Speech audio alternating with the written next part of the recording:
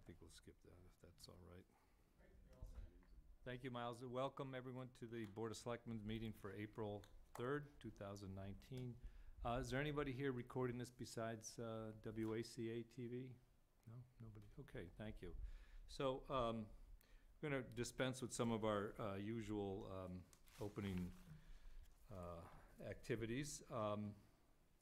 We've just come out of executive session, and usually we'll start with citizens' participation, but I think with the agreement of the board, we'll go to the Eversource agenda item, which was scheduled for later in the meeting. And Professor Larry McKenna is here, and he sent us a report about the Eversource pipeline, and he's been good enough to offer to present it to the board and answer any questions. Before we start, Professor McKenna, I do want to say this Eversource issue has been a taxing one for this town. It's brought out a lot of effort and emotions. And I just want to say, although this board has spent a lot of time on this process, and we don't always see eye to eye on all the issues that we're dealing with. We have received strong legal advice to discuss in executive session the issues that we're bringing up in connection with this project, and we've been advised to limit what we say in public, which is a very difficult thing, I think, for all of us to do. I think I can say, though, that everyone on this board takes this matter very seriously. We're here because we believe in good governance and are willing to work at it. So even though we may at times disagree with each other, I think that everybody on this board has the best of intentions and is trying to do the best they can. There's no intention to hide things from the public, or it's really just a question of differences of opinion about tactics and what we should be doing and how we should be doing it. And so sometimes those issues surface. But I do, this town and this board has been spending a lot of time on this, and frankly, your tax money on this process, because we take it very seriously. So I think I just wanted to open with that. I know that the public is concerned as well. We're all aware of that. So I just wanted to kind of try to set the, just make sure people are aware. As we've gone through this process, we have done a number of filings, and again, we've been advised not to talk in any detail about them.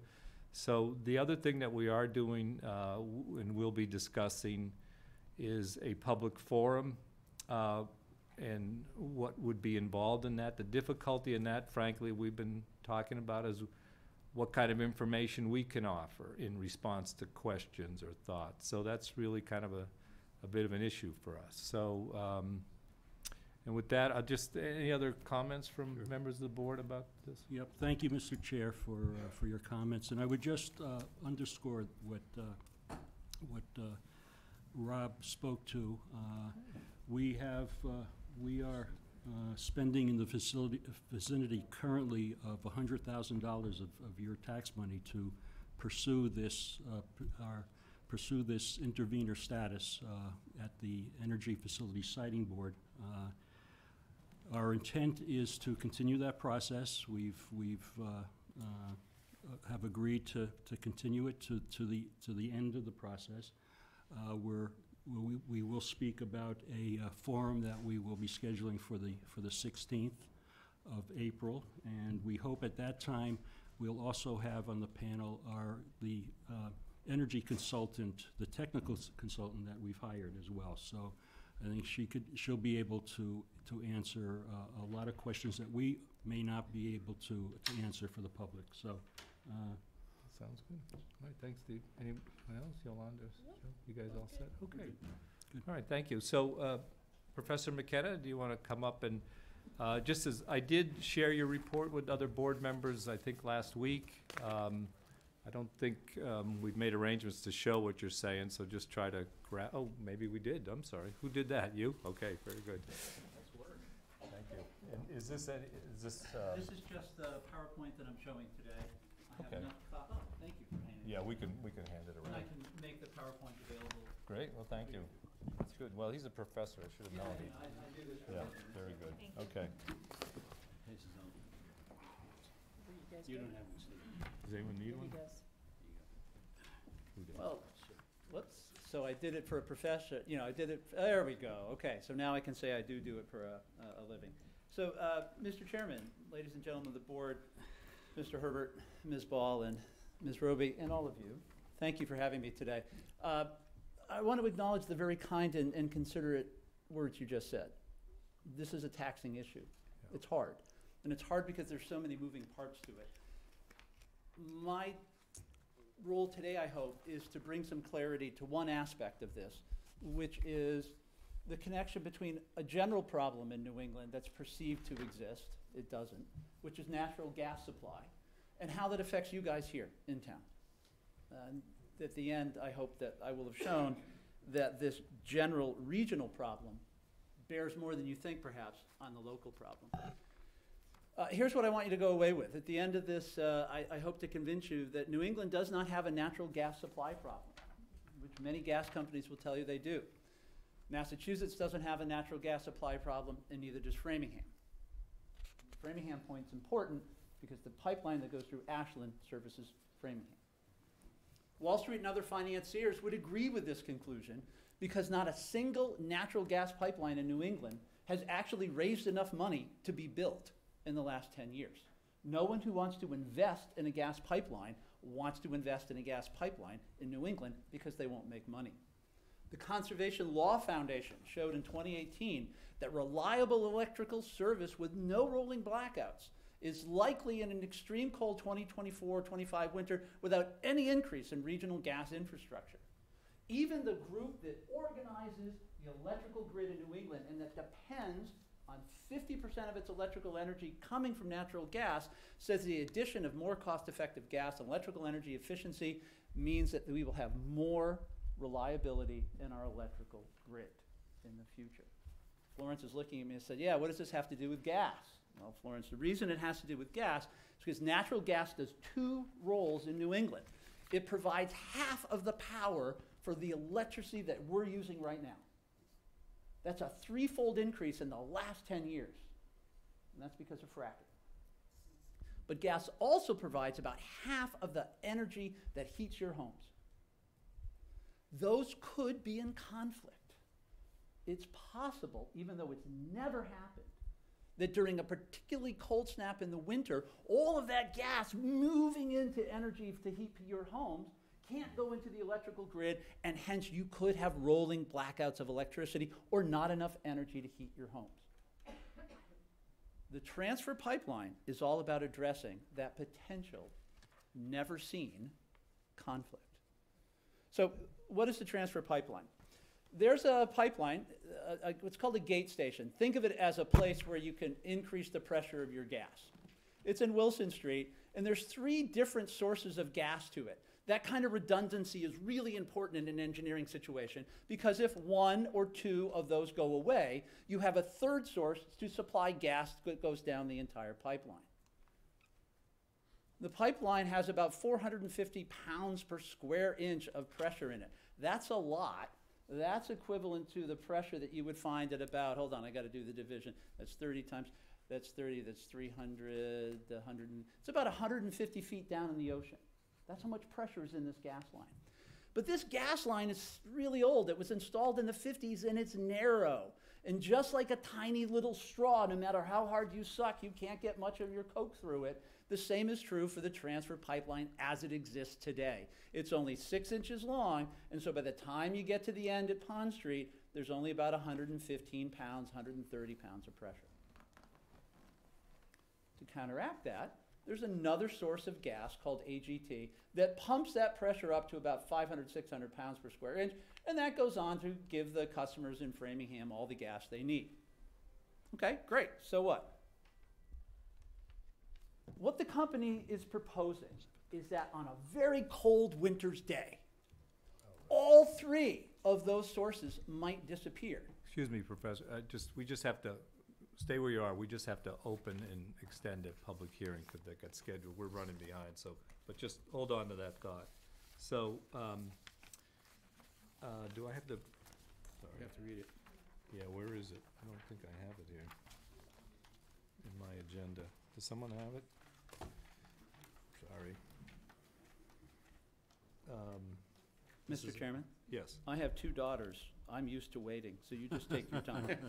Does somebody have the agenda with the written out? Thank you. There it is. Public hearing, thank you. How come I don't have it? Oh, it's back here, sorry, okay, it's after that one, thanks. Okay, Or maybe it's this. sorry, here we go, sorry, we're usually better organized than this. Okay, notice is hereby given the Board of Selectmen will conduct a hearing regarding a change of owners, director, LLC managers, change of stock interest, change of ownership interest for Sing Sing Incorporated DBA Hanto located 380 Union Street in Ashland. Sing Sing Incorporated DBA Hanto, 380 Union Street, Ashland, Mass. A public hearing will be held on the matter at the Ashland Town Hall, 101 Main Street, Wednesday, April 3rd at 7:30. Persons wishing to be heard in this matter are invited to attend the public hearing at the date and time noted above. Interested parties who are unable to attend may submit written comments to the Selectman's Office, Town Hall, 101 Main Street, Ashland, Mass. 01721, or by emailing Susan Roby at sroby@ashlandmass.com. Signed, Robert Scherer, Chair, Board of Selectmen. Okay, so we've opened, I'll open the hearing. Do I have a motion to, is it suspend? So moved. All those in favor, motion's been made and second. All those in favor of suspending the public hearing, say aye. Aye. All right, thank you. So, go ahead, Professor, sorry. Well, thank you guys for your kind consideration. Sure. All right, so what we're doing is we're noticing there are three sources of gas. I should have it. The company says those all might disappear simultaneously. The 450 pounds disappears, and so at the end of the line, there's not enough gas to serve homes. Oh, but wait, there's a second source of energy, of gas there. And so the company maintains that that source of gas may also disappear. Two separate failures, one of which takes three simultaneous failures. Okay, that's why they're proposing to build the transfer pipeline, which is this new, very thick pipe, which would eliminate the possibility of that fourfold error. All right, so what is the data behind this? I know it's a big graph, but it's okay. Y'all remember that really cold weather we had in January? 2 record lows in 10 days. None of these failed. No one ran out of gas, and there was no rolling brownouts. 2 record lows in 10 days, no failure. A good estimate for the number or the proportion of times in which this temperature is colder than these 2 days is about 0.3% of the days, and that's using every temperature record in Worcester going back to 1879. No brownouts in the 2 record cold days in this January. Okay, what about the other end?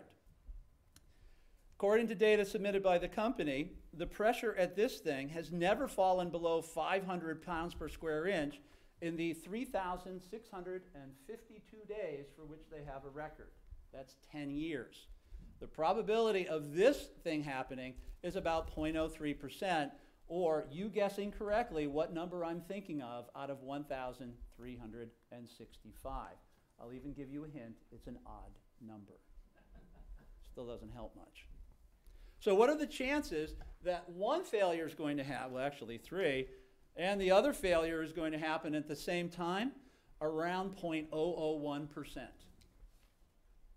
In other words, the existing system is 99.999% efficient. Now, part of the difficulty with doing policy is that policy doesn't take just science. As you guys know, you got to bring in economics, you got to bring in the law, you got to bring in science, you even got to bring in money. But put in the vernacular, the failure scenario that the company is envisioning to require this transfer pipeline is a red herring. Probability of what they say is the danger of happening on any given day is about 0.001%. The transfer pipeline rationale stands on 3 separate legs. How much does it cost? What's its impact? And what's the need? I'm not going to talk about the cost or impact, but I can tell you that there is no immediate need for this transfer pipeline. The time exists for you all to have the productive discussion you're having of finding routes that minimize the impact of the new pipeline, even if one is desired. I appreciate your attention and would be happy to answer any questions that you have. Oh, thank you. Yeah, Sure. Sure. Thank you. Welcome to Ashland. Before you, do you want to just, I didn't ask you about your credentials. Could you just address your credentials and I'm experience an in this? associate professor of Earth and Environmental Science at Framingham State University. One of the classes I teach, we wear a lot of hats, is data analysis for scientists, an upper level class that focuses on analyzing large data sets for environmental purposes. My PhD is from MIT, where I received it. And so long ago in the past, I don't believe the calendar goes that far back. Yeah. Oh, And have you looked at these sort of projects before? One of my interests is in the nexus of energy and environment and policy. I taught a class on it when I was at Babson. But you haven't actually analyzed a similar filing or? No, this is my first time. Okay. All right, thank you. So thank you. Welcome to Ashland. Thank you. My wife, Bonnie Mitchell, speaks highly of you. So Oh, wow, so I have goosebumps. Okay, oh my gosh, really? How is she? she's great. Good, tell her I said hi. I will. So again, just to clarify a little bit more, did you do expert testimony as part of your expertise? No. Okay. Have you ever appeared before the siting board on any capacity to No. testify or? Okay. So is there anything other than your classroom work and your essential science in terms of, let's say, publications and things of that nature? Most of my publications have to do with statistics, Okay. which is what we're doing here. Yeah, okay. Very good. Okay, thank you. You're welcome. Yolanda or Joe? I'm good. Oh, I greatly appreciate the presentation, Professor McKenna. Thank you. Yeah, I went to Framingham State too, but I got a ride from the dinosaurs. That's how far along I was when I was up there. They also had another name for it too, I'm sure you know. Anyway, I appreciate the presentation, and it's too bad you haven't given testimony before. Well, there's always the first time. Oh, there's always the first time, you're right. So, I appreciate this. This is pretty self-explanatory, so it's, this was the simple one to read. This Well, one was a little bit more difficult to read, but this was a little more, so I appreciate that. I really don't have any questions with respect to it. I think you were very thorough with your presentation, and your conclusions are there. As Rob said earlier, we may agree to disagree on different things, but this entire board is willing and has and will continue to fight for what we think is right for the town as a whole. Whether we win or lose in this trial, that's debatable. That's remains to be seen. It's actually a hearing, and certain amount of information has already been provided. It will continue to be added on to the folks that are going to be presenting on our behalf. And I know that, I'm sure that this will be added to the list of additional filings that will be going forward. So who knows, you may get a call, I don't know. That's not for me to say, that's for those that are representing us as a whole. So, but I greatly appreciate your effort this evening, so thank you very much. You're welcome. Thanks. Yeah, go ahead. Professor McKenna, thank you very much for coming and presenting and doing this analysis. I'm a little slow sometimes, self-admittedly. But from your paper and from your presentation, I know you just wanted to focus on the need, but why would Eversource want to do this? The takeaway that I had from your paper was that they didn't want to use AGT anymore as a way to boost the pressure. Is that just from an economic standpoint, or did I just totally miss the mark on something? Sorry, I'm just trying to get this to go back. Oh, sorry, I have a window up there. So, just to put Town Manager Herbert's question in perspective here, the brief answer to your question is, I don't know what their motivation is. I'm married, and I have a hard enough time understanding what I'm supposed to do in that role, and so reading minds is not my forte. However, this diagram, which is a rough measure of the physical situation, the real question is, what role does AGT on the right, notice that AGT is used twice. They're a gas supplier at this end. They're also a gas supplier at this end. The real purpose of, the real reason that Eversource wants to do this, I don't know. But I can tell you that if this pipeline were to be increased, the need for this area over here would decrease. That's an economic decision that you'd have to ask the company. Okay. But what's the implication of what you're saying, that they have a financial incentive to do this? Is that? I don't know what the contract between AGT and Eversource is, so I cannot evaluate that question. However, that is a question that could be asked of them. Oh, okay. Yes, okay. Any further questions or comments? I did,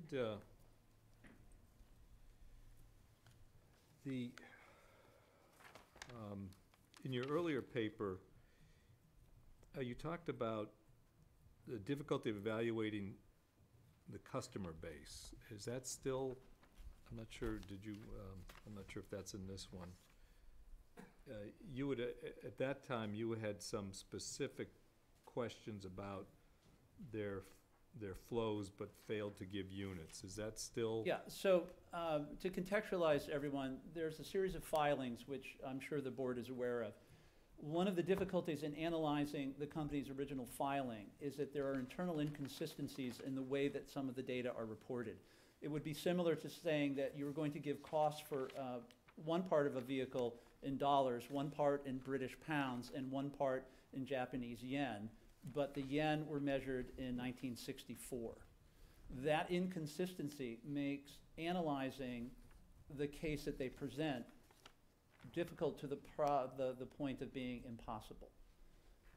I don't know why they chose to do that. That would be something that would have to be asked of the company. But until those things are cleared up, certain questions that should be answered or answerable from that report are not. All right. And one other thing you, and this wasn't in, but the earlier version we had, you talked about contradictory goals, increasing liability and increasing the number of customers. Are those really contradictory goals? So right now, this line supplies, according to the filing, approximately 19,000 customers, largely in Framingham. Yeah. The company states in the filing that one of the reasons they want to put this transfer pipeline is to increase the number of customers they can serve with this pipeline. Clearly, that contradicts the desire to have higher pressure in the line.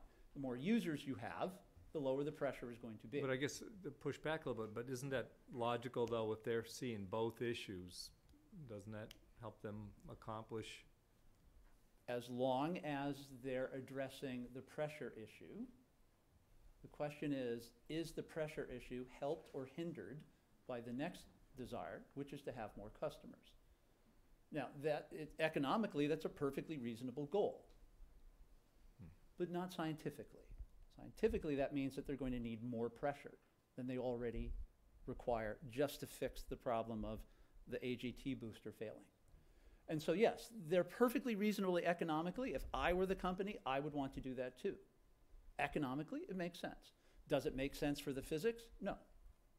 Okay, and in your earlier paper, you also stated that at the end of this project, it wouldn't increase the pressure. Is that correct? If you look at the filing, it turns out that the pressure so one of the things the company is saying is that they will replace the small diameter pipe, this one, with the larger one over a period of a few years. They claim that there will be immediate benefit to the users because each time they incrementally replace one of the small with one of the larger pipes, they'll get more pressure. That's actually countermanded by their own data in their own filing.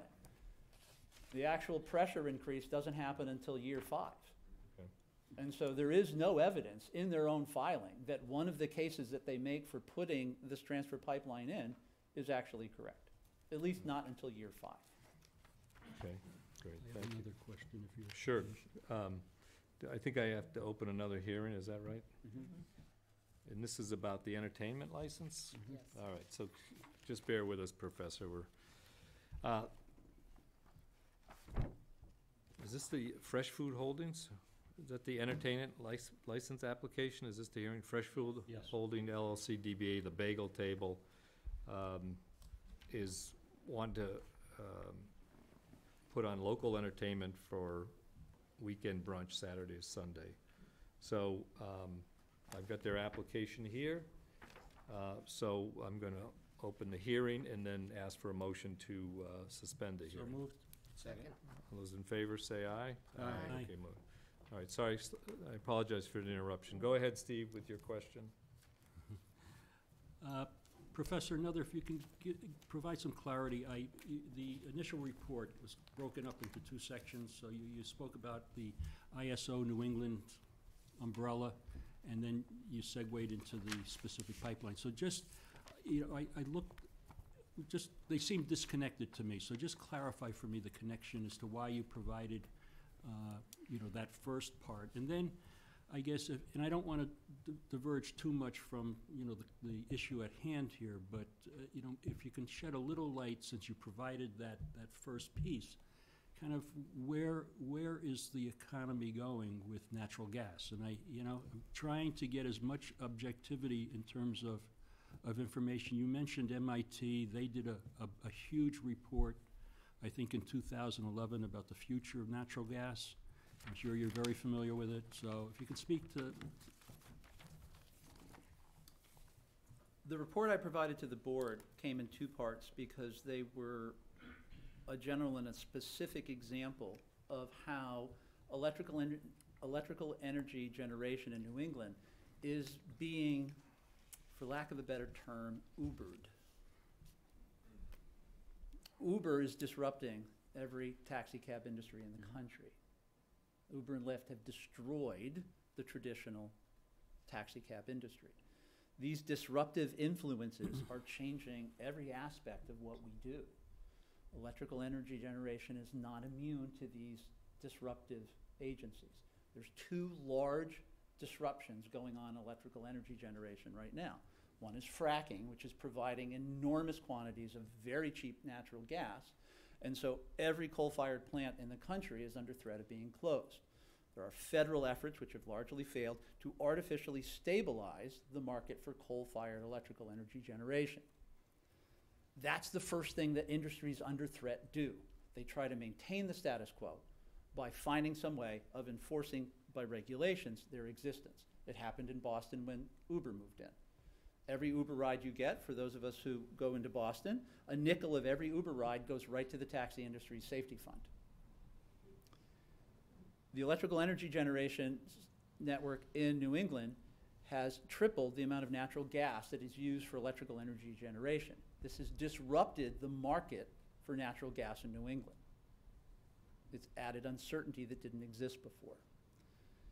The second change that's happening is, as I'm sure some of you who have put solar on your houses know, we are now, for lack of a better term, I call it balkanizing the electrical energy generation system, in reference to the Balkan countries, which become smaller and smaller and smaller over time as we get narrower and narrower and narrower in our focus.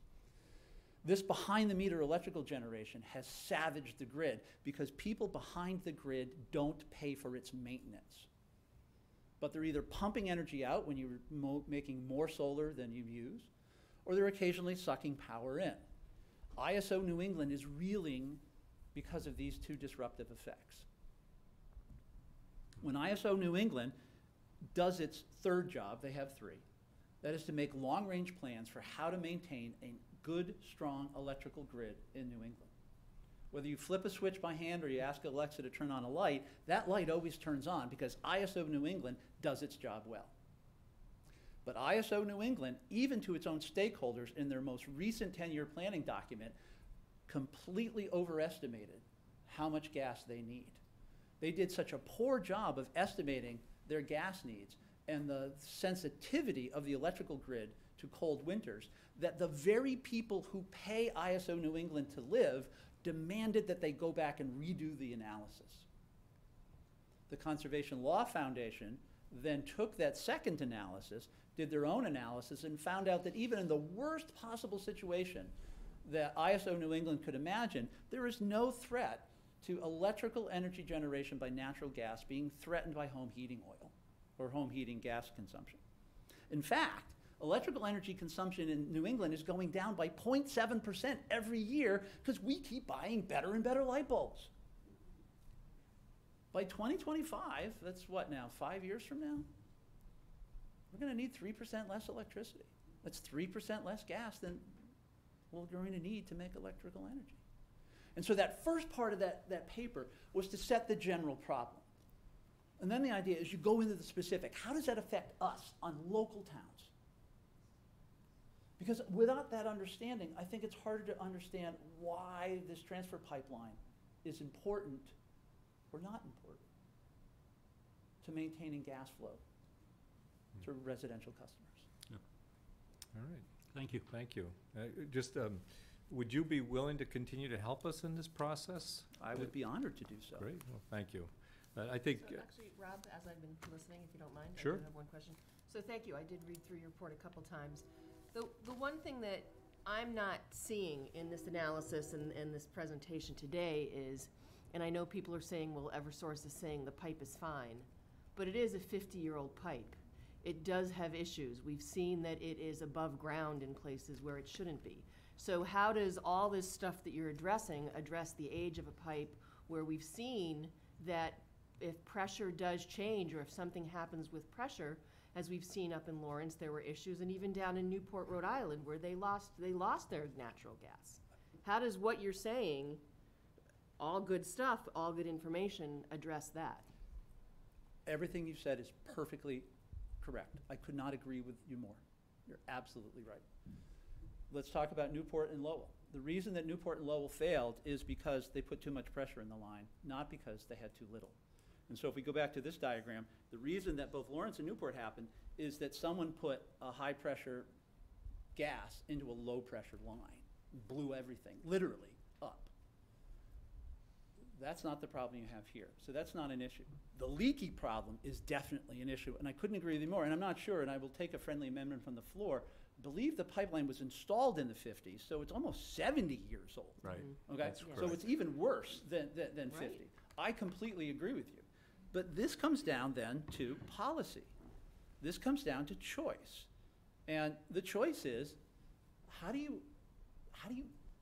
choose which impact you want to minimize? Do you want to minimize the impact of leaky gas, which is contributing to global warming? Okay, that's cool. Do you want to minimize the impact of putting a new pipeline through a wetland? Okay, that's cool. Sometimes you can't minimize both at the same time. You all know this. This is what you do for a living. This is all about giving you the time, because there is no immediate need for this pipeline, giving you the time to choose what you want to maximize, to what all these people want to maximize. Is it maximizing the cost efficiency of driving another pipeline through a wetland? Then you have time to make that decision. Is it deciding that maybe the wetland isn't the place to put the pipeline and somewhere else? You have time to make that decision. Everything, I agree with you, everything that you said is 100% correct. I'm just trying to give you time to finish the conversation.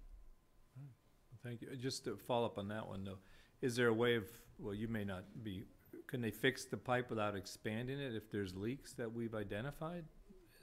You may not be familiar with that. There are. See, Michelle's Michelle's nodding. nodding, yes, and it's true. How invasive are they, and would it be better than putting in another pipeline? I don't know. Okay, But again, you now have time. I assume that you can line the pipe, and if the pipe can be lined, then any leaks, if there are any, can be mitigated. They can't be eliminated, but they can be reduced. And Okay. reducing those leaks is important because natural gas is a terribly efficient greenhouse gas. all right, thank you, that's an important, I do want to note that the company has never talked about the safety of the existing pipe as one of their reasons. For this project, they never mentioned safety as an issue, but, all right, so I want to thank you, and I think you've given us some very important information which we need to, which I would suggest we think very carefully about how we can or cannot incorporate this into our process and next steps, building on this information, and how to use it. So that would be my impression and thoughts on that. So, and thank you again, Professor. Thank you. Thank you. Thank you very Thank you. much. And I think I did, yes, thank you. Very nice. Yes, yeah. And I did tell Dr. Hoffman he could make a short statement. Are you still want to say something?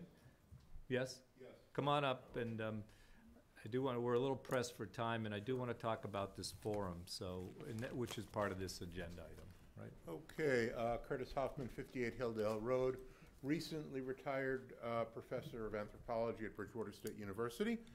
I have reviewed the Eversource proposal with particular attention to cultural and archaeological resources. While section 5.4.5 of the Environmental Impact Report does attempt to address these resources, there are two areas overlooked in the report which are of concern to me as a professional archaeologist. Interesting. The first is the location within the bounds of the Ashland State Park, which has been identified as a possible Native American ceremonial stone landscape site, consisting of 10 stone piles, a split-filled boulder, and a possible petroglyph. Wow. It is not listed in the Massachusetts Historical Commission inventory for the reason that the commission, alone among historical commissions in the 50 states, egregiously and unscientifically refuses to recognize the existence of ceremonial stone structures.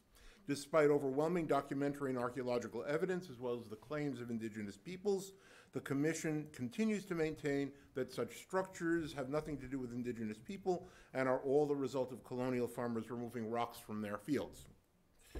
The second is the well-documented location of the Magunko Praying Village on Magunko Hill. This was discovered during the Phase 1 construction of the Apple Hill development, but the full extent of the village was never established.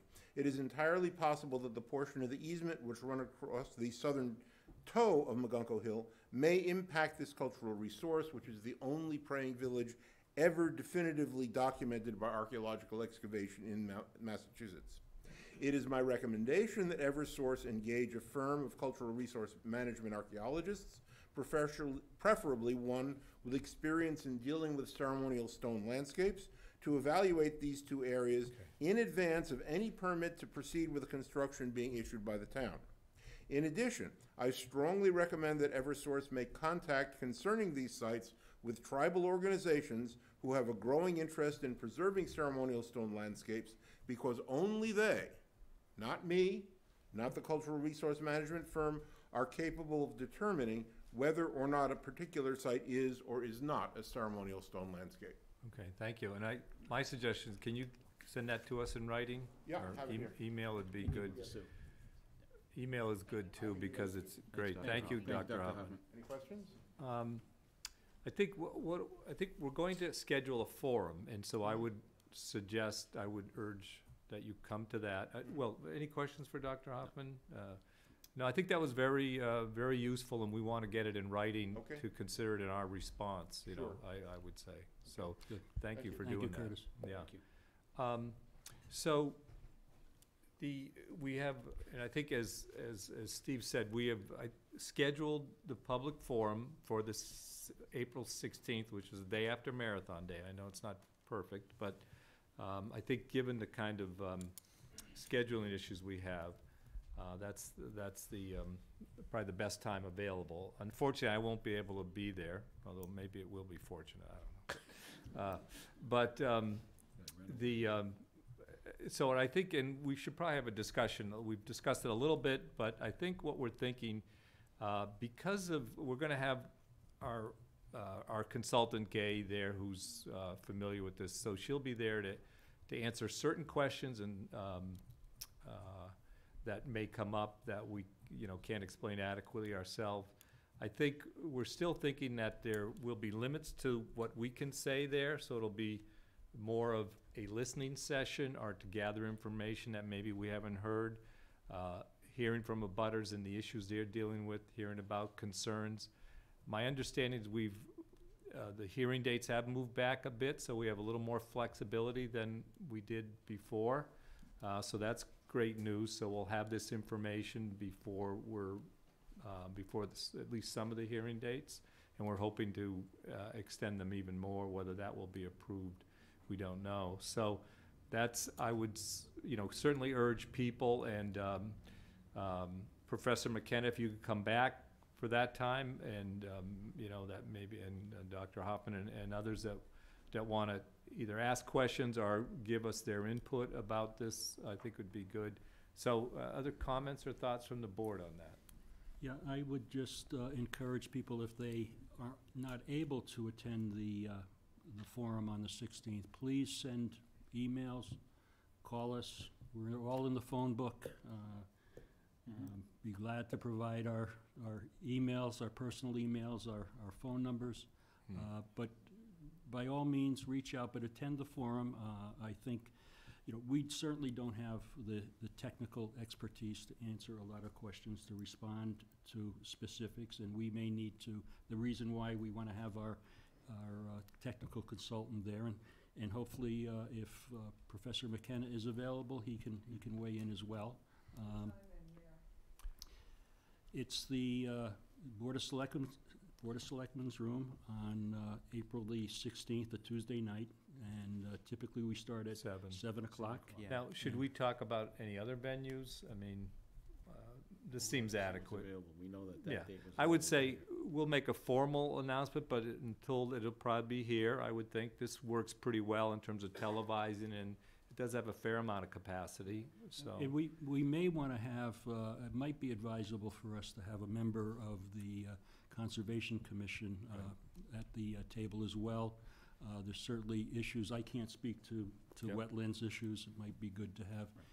I see the chair in the room. I believe the chair has recused himself from this discussion, but you've assigned a chair for that hearing. So it might be advisable to have that chair attend as well. I think we talked about sustainability. And I was at the Board of Health meeting the other night and suggested to John Featherston that they come as well. I'm not sure if we want to have them formally meet with us. What's people's thinking of that? It's just kind of an invitation. I would say if they want to be in the room, if they think there's something that they can answer. So. I think my concern, I think our concern is more kind of being able to answer Right. more technical questions, Yeah. process questions, so. And get everybody. So April the 16th, Tuesday, 7 PM, Board of Selectmen's room. The other thing is, if you do want to send an email, if you send it to Board of Selectmen, Yes, that's a good. all of us get it. That's We right. won't all respond because of our policy that only chair responds. So, or, town manager will respond. So if you send something to Board of Selectmen, we will all see it and read it and hear your input That's a that way great as point. well. That's a great If you point. can't make it on the 16th, And I have or to if say- you'd rather yeah. email the information. And I have to say, we have not received a lot on this from people, and I know there's a lot of concern, so I think that's an underutilized resource for people. Good. I see Keith Ferguson here. Is that, Keith, is that you? Yes. And Keith is a representative of a neighborhood association, so we should probably just have a word about that. He's invited the board to the Great Bend Farm Trust meeting. What is that, April 10th? April 10th. And I'm not available. I am I'll but- attend. And, it's open to anybody who wants to. Time and location. Keith, you can come up and just speak quickly in the microphone. Keith Ferguson, 5 Old Country Path. As Rob said, I'm one of the trustees, one of 3 trustees for the Great Bend Farm Trust. That's a land trust that involves the neighborhood around Wayside Ave, Bay Colony, Brimstone, all that. And the pipeline runs straight through it. So there's a lot of concern among the neighborhood about the pipeline and replacing it. And frankly, I have general concerns about expanding fossil fuel infrastructure in general. So I would like to invite anyone from the board to attend our next neighborhood meeting. It's April 10 at 7 o'clock at 11 Bay Colony Lane, Path? Drive. Drive. Colony That's the Drive. one. Bay Colony That's Drive. Don't go to Bay and- Colony Path, that's another Right. one. Don't go there. Keith, did you see 7? 7 o'clock, 7 yeah, o'clock, 7 yep. PM. And I imagine he'll let you come in and Is this speak like first and leave, right? potluck? It's a concern. Steve enjoys his food, so, yeah. So, Last year, there were cookies and a box of Joe. Only All right. teasing. Thanks, Keith, and It's I in the appreciate garage, folks coming to that, Can yeah. I just clarify something, please? Sure. You said earlier that the agenda item about the pipeline that was later in the meeting, This is it. this is it This now. is it. So there Yeah. isn't something else, so I can go home Right, after. we're gonna, this. yeah, Okay, that's great. right. No, That's we're not gonna important bore you people, information, hold you yes. to that. We have a Right. bunch of hearings and appearances that we need Right. to get into now. Of course, I understand. Thanks, As Keith. long as I'm here, though, at the podium, could I just have one more minute, please? All right. One more minute. He's my neighbor, so I have to say yes, I suppose. Thank you very much.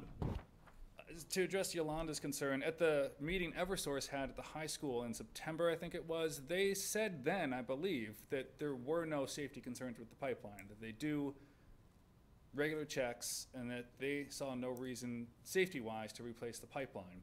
The exposed pipeline I heard about at the last Conservation Committee meeting, that's over by, I guess, Brimstone, that does concern me, so I'd like to be sure that that gets addressed at one time or another. Another question I have is, who picks up the cost of the pipeline? This is all Eversource, right?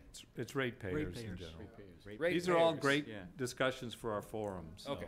and your neighborhood meeting You may as well. use $40 worth of gas, but the supply What's that? fee, which is Okay, $600, that goes to the payment of. Move on. Okay. Yeah, Even though no one in the town actually gets gas from this transfer line. that's right. Well, it's That's true. it's It's something equally we should shared.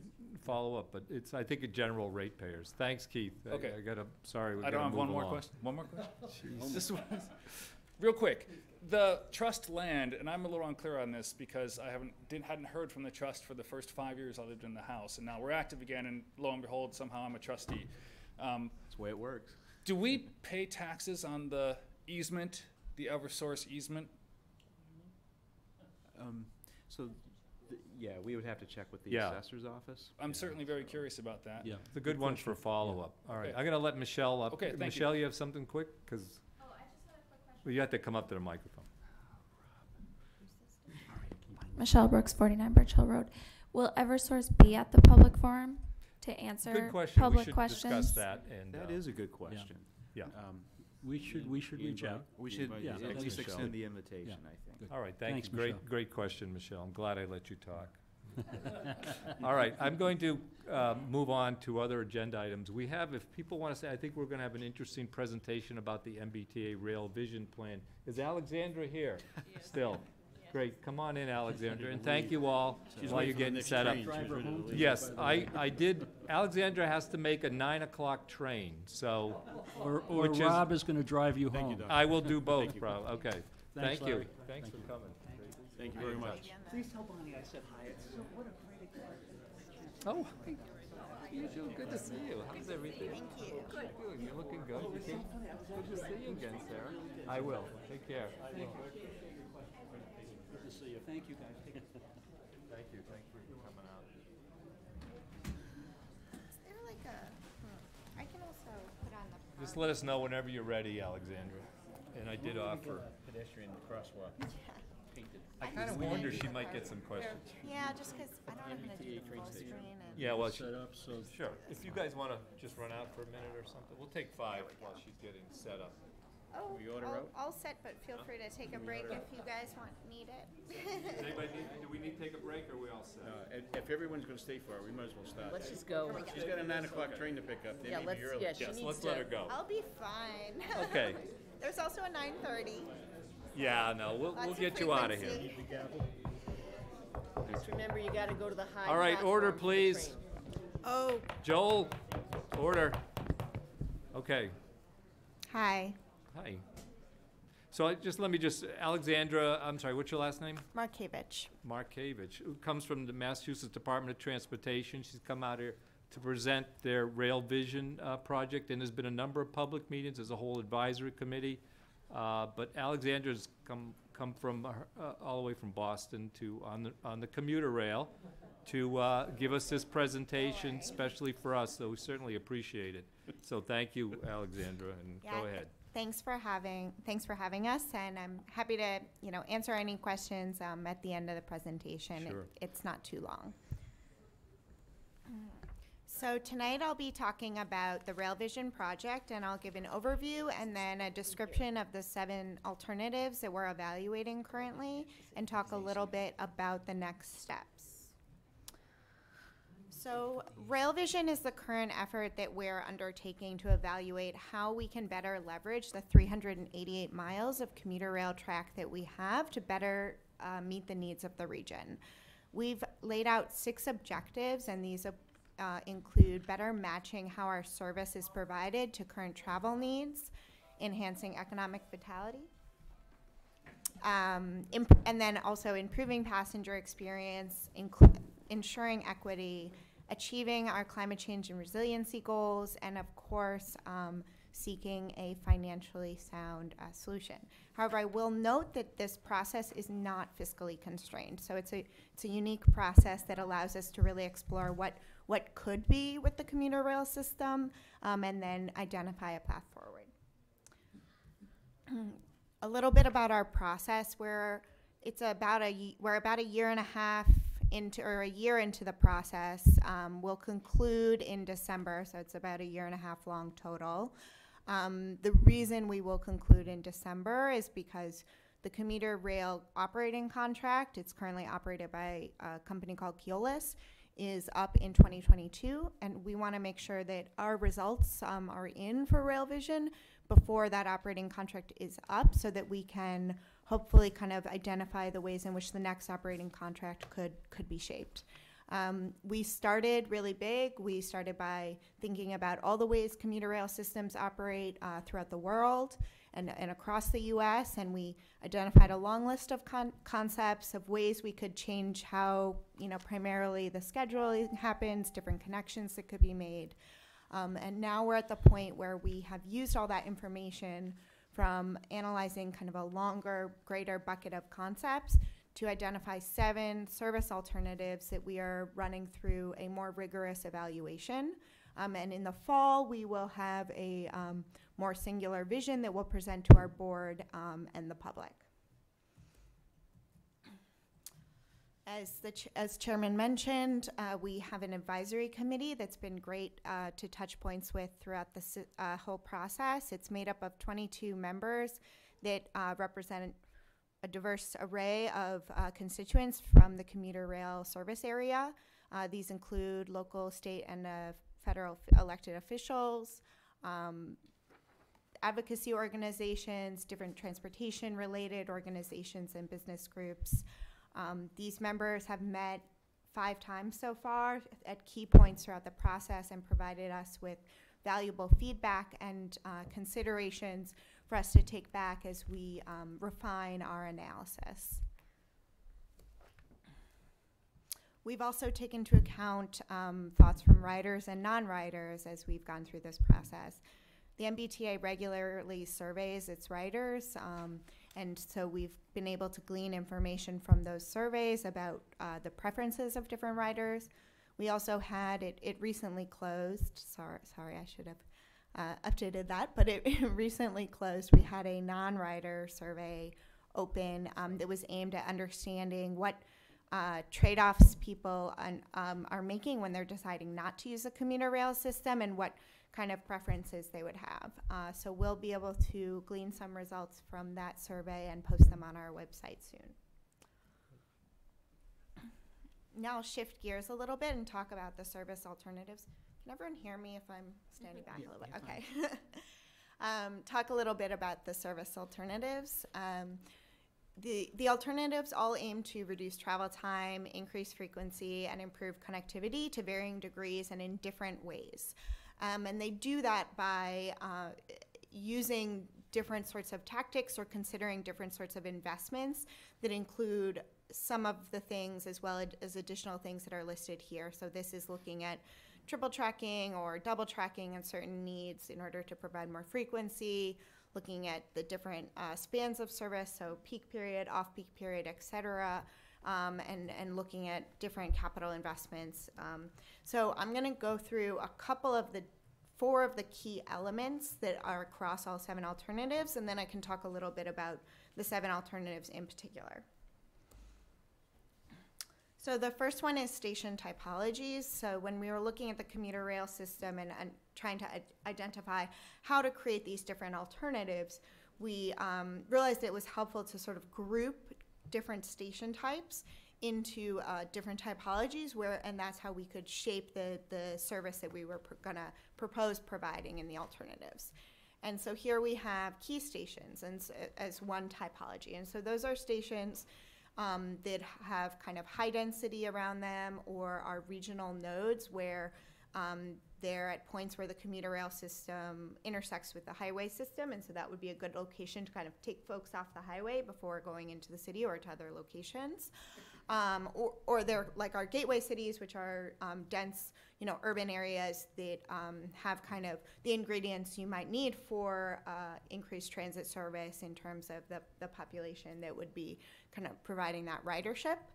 And there are also locations in the inner core where there's job hubs, so that's North and South Station, Back Bay, those sorts of areas that are major destinations.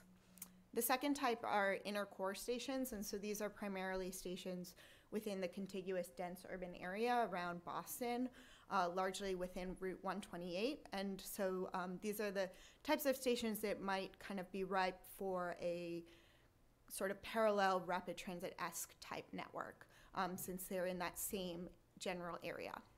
And then there's the other outer stations, which are in between the key stations that may not have as much density to support ridership.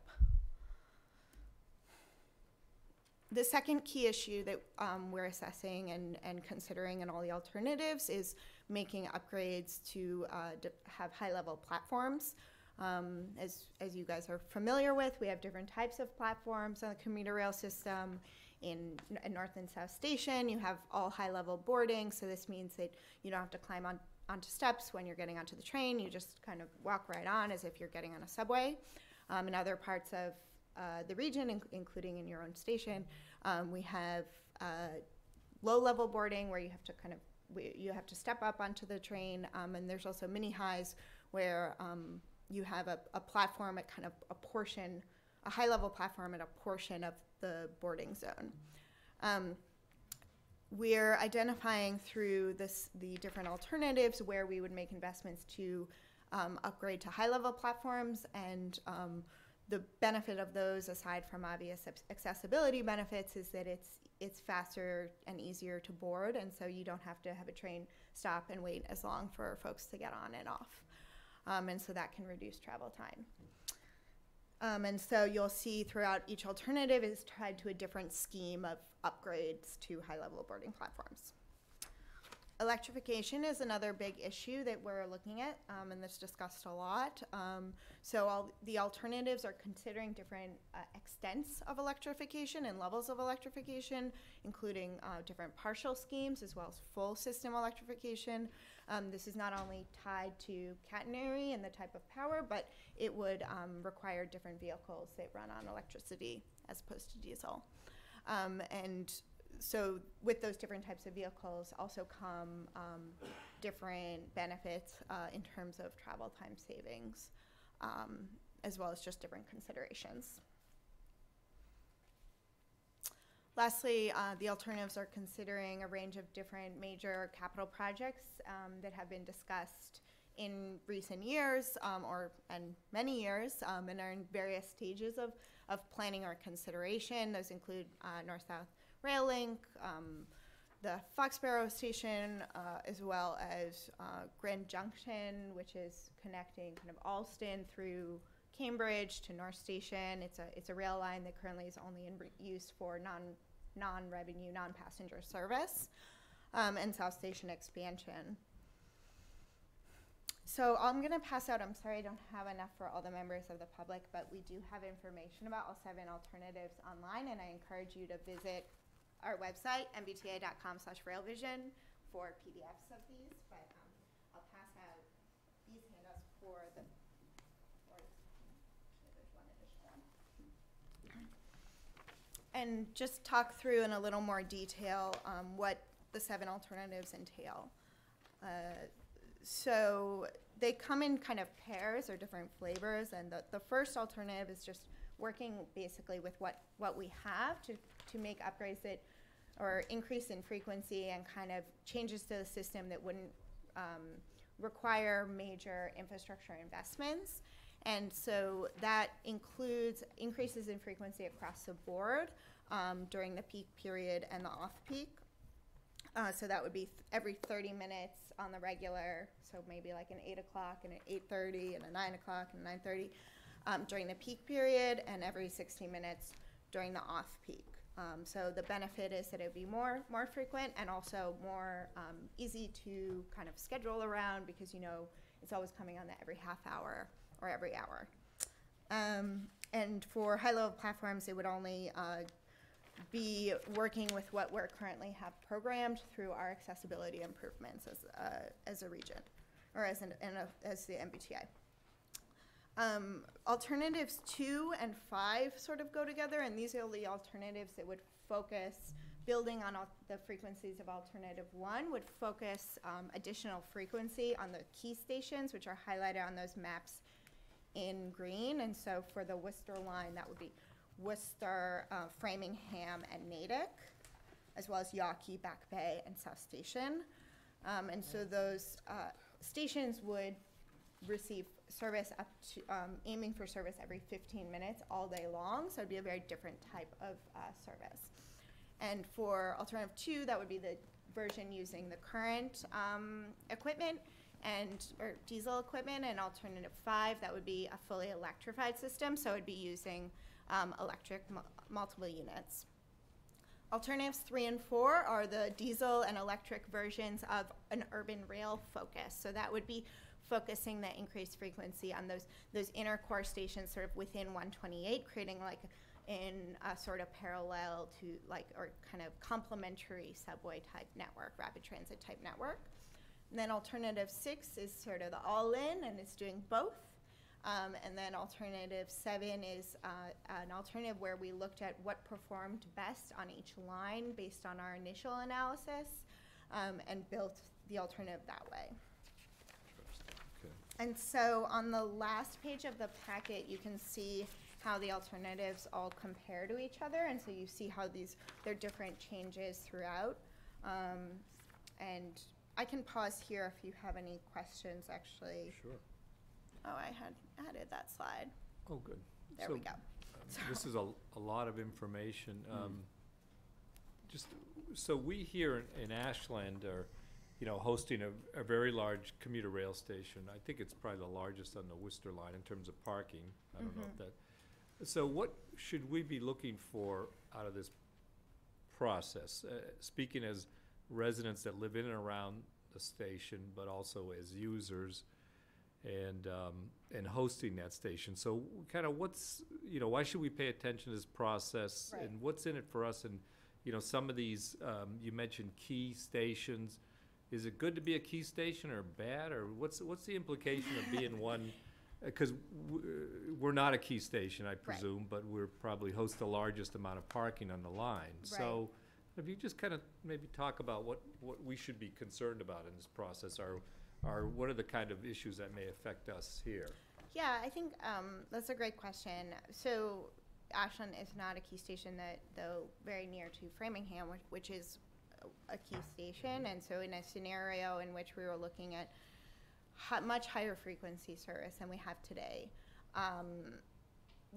one could access the Framingham station if you didn't know the plan for your trip as much, and be able to kind of go in or go out, or go out to Worcester and come back in, because the service would be bidirectional, kind of without having to plan it as much. And so that's a potential as a region where Rail Vision will help us identify how we can take some pressure off some of the inner core communities that are experiencing kind of like housing crunch, if we're able to look at what the benefits of or what the ridership response would be to providing more service in kind of other areas. So it could be kind of thinking about what the town is interested in terms of getting out of it, in terms of kind of mobility choices in the future, kind of what folks are looking for, what kind of mobility choices they're looking for.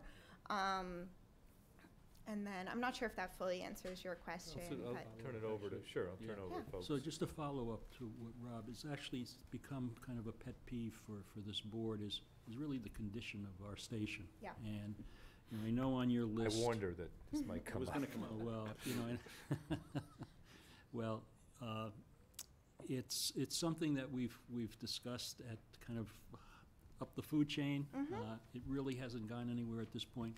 Yeah. You know, and I know relative to the scope, the scale, it's kind of small potatoes relative, Yeah. but it's no. important to us. So Yeah. what should we anticipate moving forward with our station? And as Rob states, it's one of the biggest stations, or parking-wise, on that Worcester to Boston line.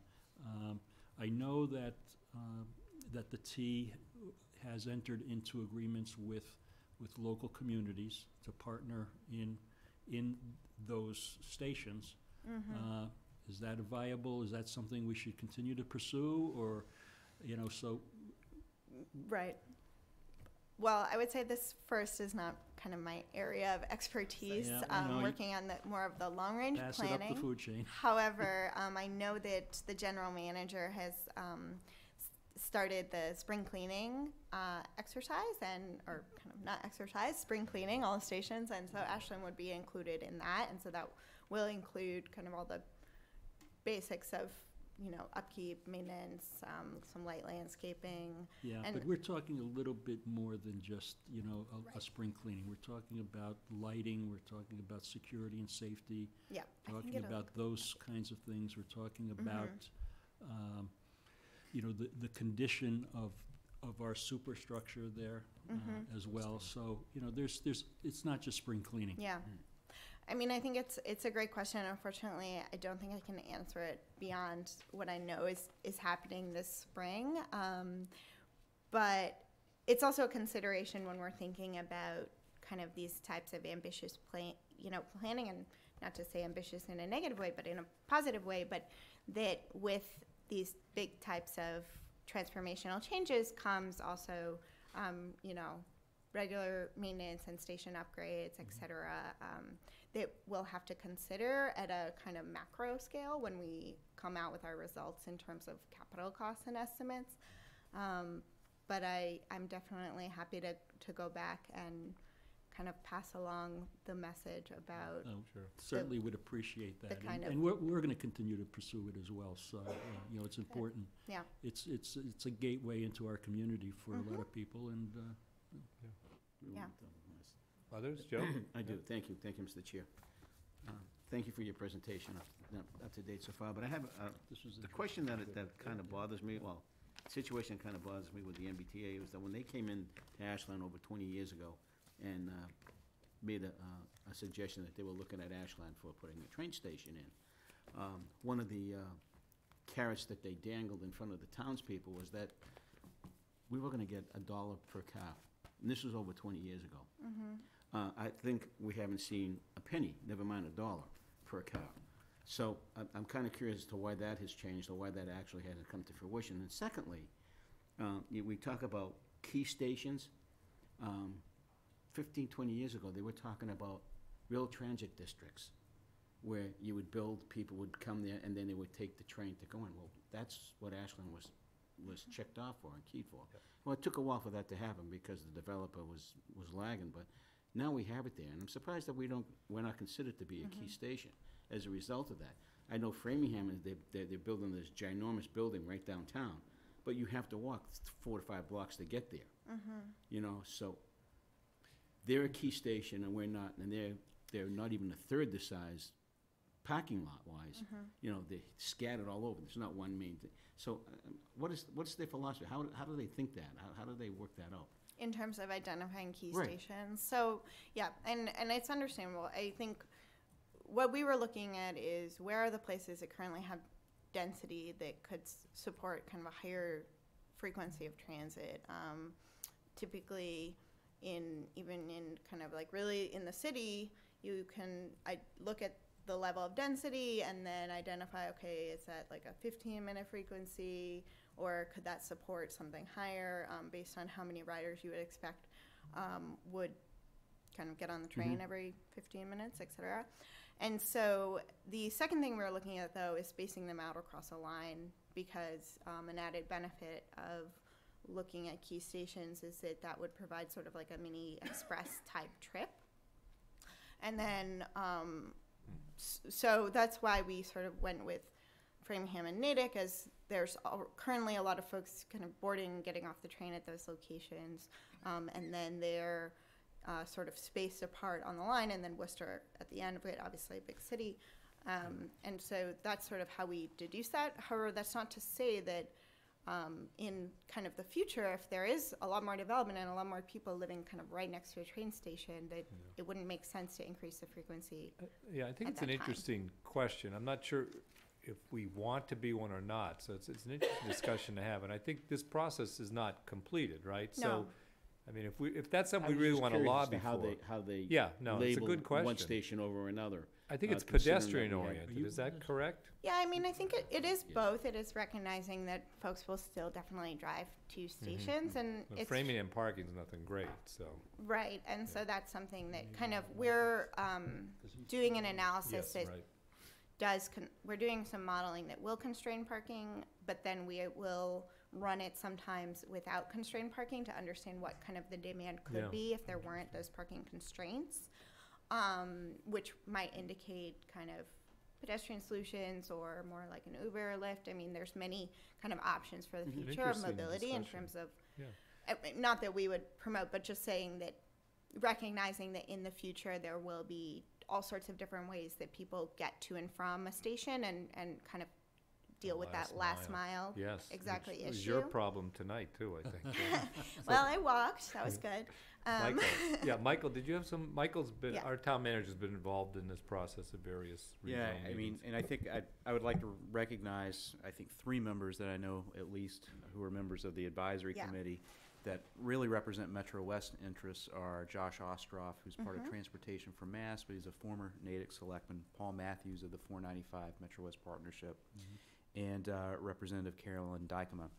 But I think, and then I'm part of the Commuter Rail Communities Coalition as well. It's Oh, yeah. kind of starting to get off the ground. But I think with regards to the key stations, I think one of the things that I have been, conscious of is that you can expect, I think is a reasonable expectation, that if a station is labeled a key station, it's going to get increased investment relative to some of the other stations as well. I think that's a pretty fair assumption.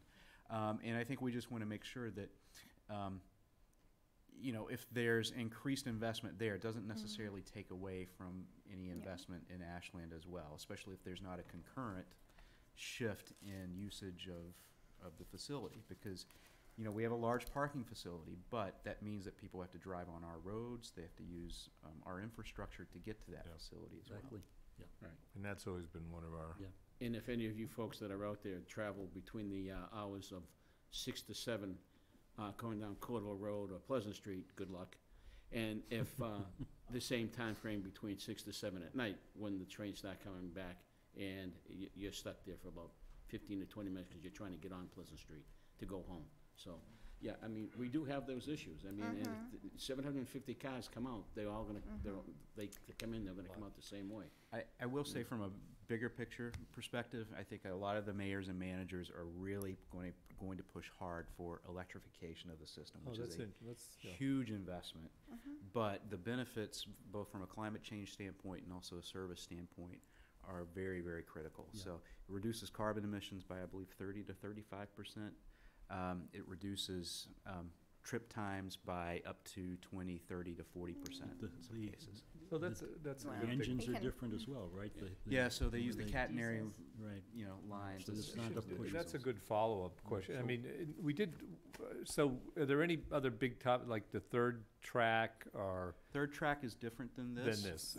And that's pretty much resolved, is that right? Yeah, so they are still planning on implementing a third track system between Framingham Station and 128. And it's really designed to help make more efficient the Yeah, current and level of I think service. people will appreciate that, yeah. Yeah, the idea there is express trains can more easily pass local trains, so every train can more easily run on time. Yeah. So if people want to follow up on this process, Yep. Alexander, what should they do? Are you still getting input? How's that process Yes. coming along? I will get there in, Oh, I'm sorry. in 1 okay. minute. Oh, no I'm sorry, problem. I thought And you were, okay, yep. go ahead, sure. So as next steps, as mentioned, we're not through with this process. We're actually right in the middle of the really nitty-gritty robust modeling.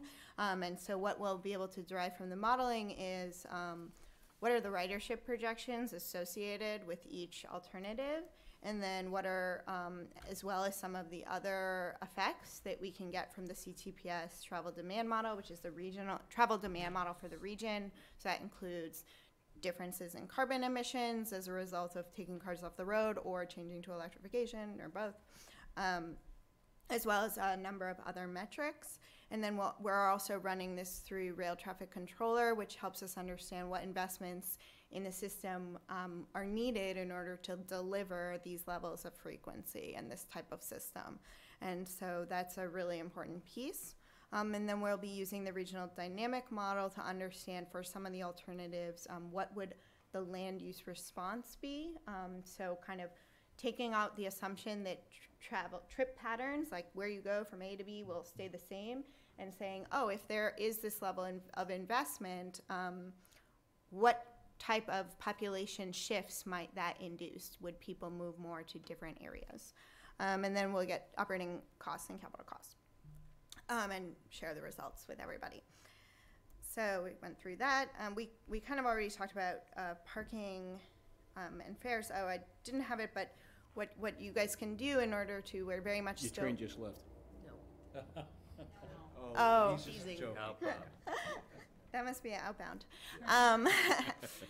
So what we welcome everybody to do is to go to mbta.com/railvision. You don't even need to put the dash in there, and send us feedback. On the website, we have PDFs of all the alternatives, describing them all. And, we welcome your comments and thoughts. That'll kind of definitely go into the record as we're doing this analysis. So if that helps to answer your question. And Scott Hamway is the project manager. He's my boss. So Great. I just have one Yes, other go quick ahead. question with Keep it respect to real time. the electric trains that Yeah. you're potentially going to use. I'm assuming that we'll be seeing structures to support the train line, the So, electric line yes. going through. Yeah. So the So there how- are multiple ways to power trains with electricity, but the way that we'd very much most likely be doing that is with catenary, which is what you see on the Providence line, because the Amtrak runs on the electric service there. So it's with the wires above the tracks, and it also involves other big pieces of infrastructure in terms of the substations and the poles supporting the catenary, et cetera. So, See, we yeah. have, right now, we're in the middle of a redevelopment of the downtown area and beautifying it. yeah, And we're thinking about putting all our electric lines underground. yeah. And here we go, putting new lines up. I mean, that kind of defeats the purpose of what we're trying to do here.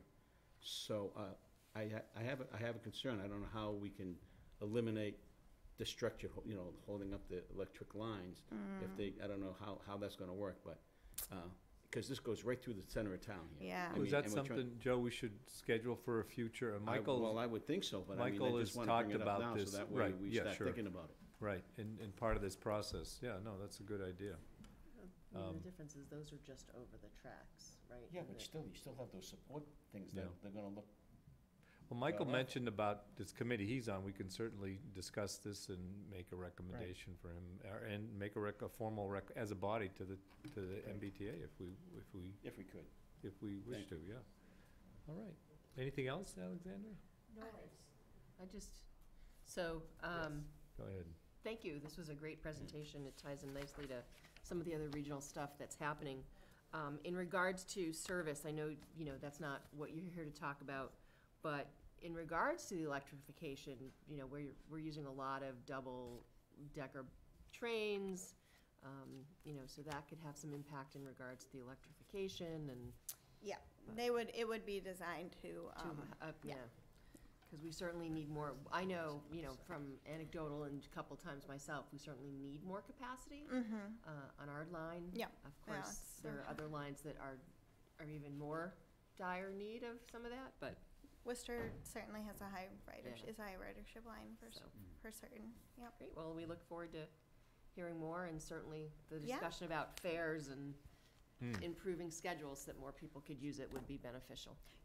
Just one more pet peeve. Every time you go Okay. to the Red Sox game, you can get picked up in Ashland, but you can't get dropped off after, and you get dropped off in Framingham. How does that work?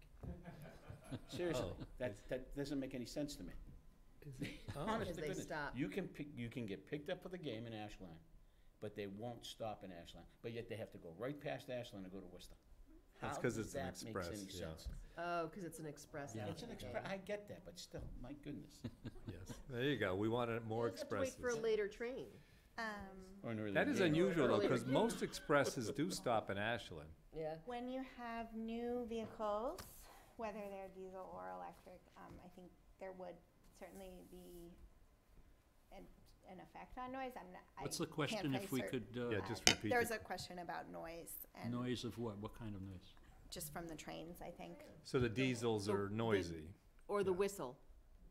Oh, Okay. well, Yeah, I can. Yeah. That's all right. So in regards to quiet zone for Ashland, we have submitted information, so we are, hopefully within the next month or two, will be confirmed to be put on the TIP, the Transportation Infrastructure Program, so we can get the federal earmarked dollars that we need, and I believe we're looking at 2022 or 24. Very good. It's a long process. May not be here. Yeah. Yeah. Any questions you from the weren't, sorry. audience? Yes, Joel, yeah, come up here. And Alexandra, I will drive you to the station, okay? So we don't have to run out of here. I am concerned about the holistic view here. And a simple question I have, the really easiest of questions is, do you have any idea what percentage of Massachusetts commuters, or at least commuters, say, from Worcester in, let's say, use the commuter rail as opposed to other modes of getting to work? I don't have that number offhand, but running the model, the CTPS travel demand model, shows both transit, it shows all modes. So it identifies the mode split, so how many people are driving, walking, biking, et cetera. But I do know that the Worcester line sees about 18,000 passengers a day. So on an average weekday, 18 to 20. It's one of the biggest lines, right? Yeah. All right, so we got Joel The here. concern I have with this is that this rail vision just seems to be a very limited vision to me. I mean, the ideas are all very good within a narrow context. How can we make the commuter rail better? And what are the trade-offs and what are the ideas that are being presented? We talk about climate change. Let's say hypothetically, I mean, I have no idea because we don't have the data, that 1% or 3% or whatever the number is of commuters in Massachusetts use the commuter rail. This doesn't address, we say, well, if we speed up service, if we have, clean, nicer looking stations and all this other good stuff, maybe we could attract more. First of all, we are constrained by parking. I mean, do we have a vision to expand the size of our parking lot here? I mean, it will be a challenge to say the least. Maybe it can be done, but it's pretty tough. And I'm sure that's probably, that land is at a premium all along the line in every town. So, the first question is, even with all the wonderful improvements and, electrification is more climate friendly, this is all great, but I don't see how we're going to be able to accommodate a significant increase in ridership. And the biggest point that you had right on your slide was that the convenience was cited as one of the most difficult factors. And let me just say, you live in Ashland and you work in Hudson. You live in Ashland and you work in Framingham at Shoppers World. You can't get there from here, not on the commuter line, right? You work in Ashland. I mean, we don't have north-south routes here. Even if you put one in, there was some mention on one of the slides, I don't see that this kind of thing is being addressed here holistically on a more global basis. I don't have real great answers for this. We're doing lots of things. I know Yolanda's working with a regional transit authority. There's busing and there's some effort being made locally to accommodate commuters, but the system isn't working right now. And I wish that something like this would be the end of the line, no pun intended, that we'd be planning some of these broader issues to talk about climate change. How do we get people out of their cars? Period. How do we do that? And I don't see that, you know, having another 1%, instead of having 1% of commuters take the rail, you have 2%. Yeah. That's good. You bring up some good points, Joel. I think there's, you know, I think the whole concept of transportation is changing as we speak right now. Electric vehicles, driverless vehicles. Electric bikes. You know, Scooters. that's right. So Brookline just instituted a scooter program. Yes, So they I think did. there's a lot of things going on, and Appreciate that. you know, and I think but you bring a good point. You know, how do we get an understanding as lay people as to, you know, all those moving parts? Two quick things, really quick. need to Is this move for on now. Alexandra, or? Yeah, well, yes, yes, do- to a Because degree. we did bring her out here for this, so. Two quick things. One, I would love to see the selectmen, I really appreciate that you're planning this forum that's coming up on Yeah. April 16th. There's no urgency, but it would be nice to have maybe some type of transportation forum where we could just talk and share ideas of what people might come up with, some things that we might want to think about. And here's the question for Alexandra. We have had people far more articulate than I talk about burying the tracks in Framingham, where it cuts across a key road and causes unbelievable traffic problems. And here in Ashland, we talk about our police and fire having delayed response times because the train. Well, let's let her address it. So that's, I just Yeah. want to ask you, And it was that's nice to been- hear there's this great Right. budget available. It's been Can we kicked get in around on for this? 30 years, but I don't This think is- anyone seriously, I but don't Alexandra. think that much money is available in the Yeah. budget, Joel. Though Not 2 billion. And I gotta take her. we so. recognize grade crossings across the system as a challenge and something that we know if we'd be proposing the levels of frequency that we're proposing, that we'd have to identify some That's a good point. adjustments to. I don't know, you know, exactly how that will pan out since we're still running through that analysis process for the grade crossing here, or the one in Framingham, but it's definitely on the radar. Great, Thank you very much. Thank you Great for very much. presentation. Thank Appreciate you. it. much. Yes. We're sorry to keep you here any longer than you have. No. There, as I said, there's another one at 9:30, so. No. Want to get you home at a decent time. Did Is you that- say the are you train is serious? delayed? Is it delayed? Oh, Oh, well, okay, that's, well. you're not on that Are one. you gonna? Yeah, let me, I'll Thank talk you to her, all. yeah. Oh, thank you very much. Thank just you. gonna turn this over to Steve for a moment, hold on. So we're gonna move on with our agenda. And the next thing we're going to attack is the 7:30 hearing for a change of ownership at Hanto Restaurant. So I would ask for a motion to reopen the hearing. So moved. Second. All those in favor? Aye. Aye, so the hearing for Sing Sing DBA Hanto is now open. Is the applicant here? Okay, if you can come to the, You go ahead. The chief is taking it. okay, all right. So I'm gonna turn this back over to the chair, but if you can just introduce yourselves and we can get started on the process. Good evening. My name is Mei Hui Hu. I represent Sing Sing Inc., DBA Hanto. Next to me is Mei Xiu Huang.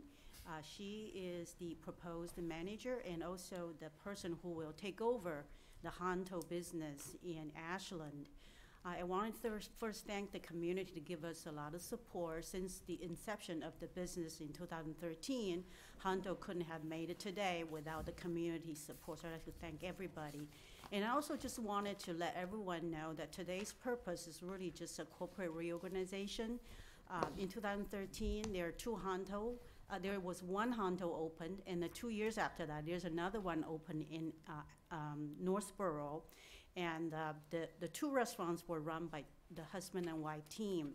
And today, because of family arrangement, some of the information is in the application package, we have to do a corporate organization. Raymond Jiang and Mei Xiu, they were partners since 2013, but because of this family arrangement, Raymond is now supervising the Hanto in Northborough, and Mei Xiu now is running this one in Ashland. But You know, Meisho has been involved in both restaurant operations. She knows the day-to-day operation. She has actively involved in both restaurants. So I don't think it's going to be any kind of difficulties for her to hit the ground running. The only aspect that Meisho may be lack of is that she has not done her tips training. So in order for her as a proposed manager and later take over as an alcohol manager, she needs to make sure that she understands how to enforce safe serve policies and so on and so forth. Other than that, there is not any change to the operation of the restaurant, no change to the menu or the operating hours. And we are open here to answer any questions that you might have about our application. Okay. So is she also going to be owner-manager? Yes, she is. She basically is taking over the entire operation for this one in Ashland. Okay. Because on the application, it says change of manager. I don't see the name on there. That's why I asked, so.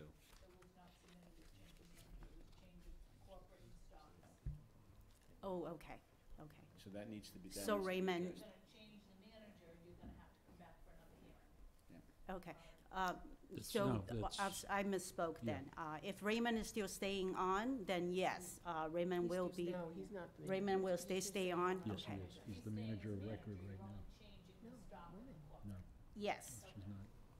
Okay, that's not She was a part owner or He something. was the I thought manager. Raymond.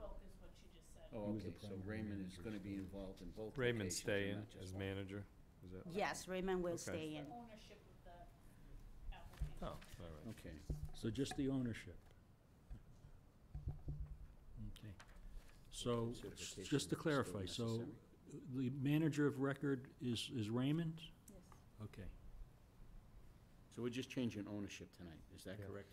Yes, I apologize for misspoken. I just wanna make sure we're doing this right. I don't wanna have you folks all come back and. Right. So if where something does, so to expand a little bit, where does the tip certification come in? If you're, I'm not sure, does the owner need to be tip certified? The manager No. needs to be It's the tip manager, certified, right. so. Yeah, okay. I mean, I think it's a good idea that you become tip certified, but, it's apparently not required. Well, what would happen in this scenario if, I'm sorry, Mr. Chair, if you don't mind, if for some reason Ray is not there as the manager, who would take over as manager or who would be overseeing his management duties? No, I understand that, but a manager has to be present or someone has to be present that's either tip certified or is on here. So if Ray's not gonna be available in the afternoon or an evening or whatever, and he's, let's say he's ill, all right, and he's not there, who is gonna take his place? Meisho will be around to take over But when then- he then cover she- for him, Then but she's gonna need to be tip certified. Well, you have bartenders and things that are all tip certified. Okay, but I thought a manager needed to be tip certified as well. The manager does, but you can only have one manager on. Oh, an that's right, Yeah. that's right, Yeah. that's right, never mind, Right. that's right.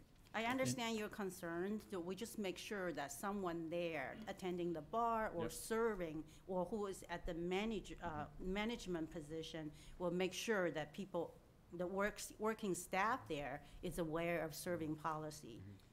Good.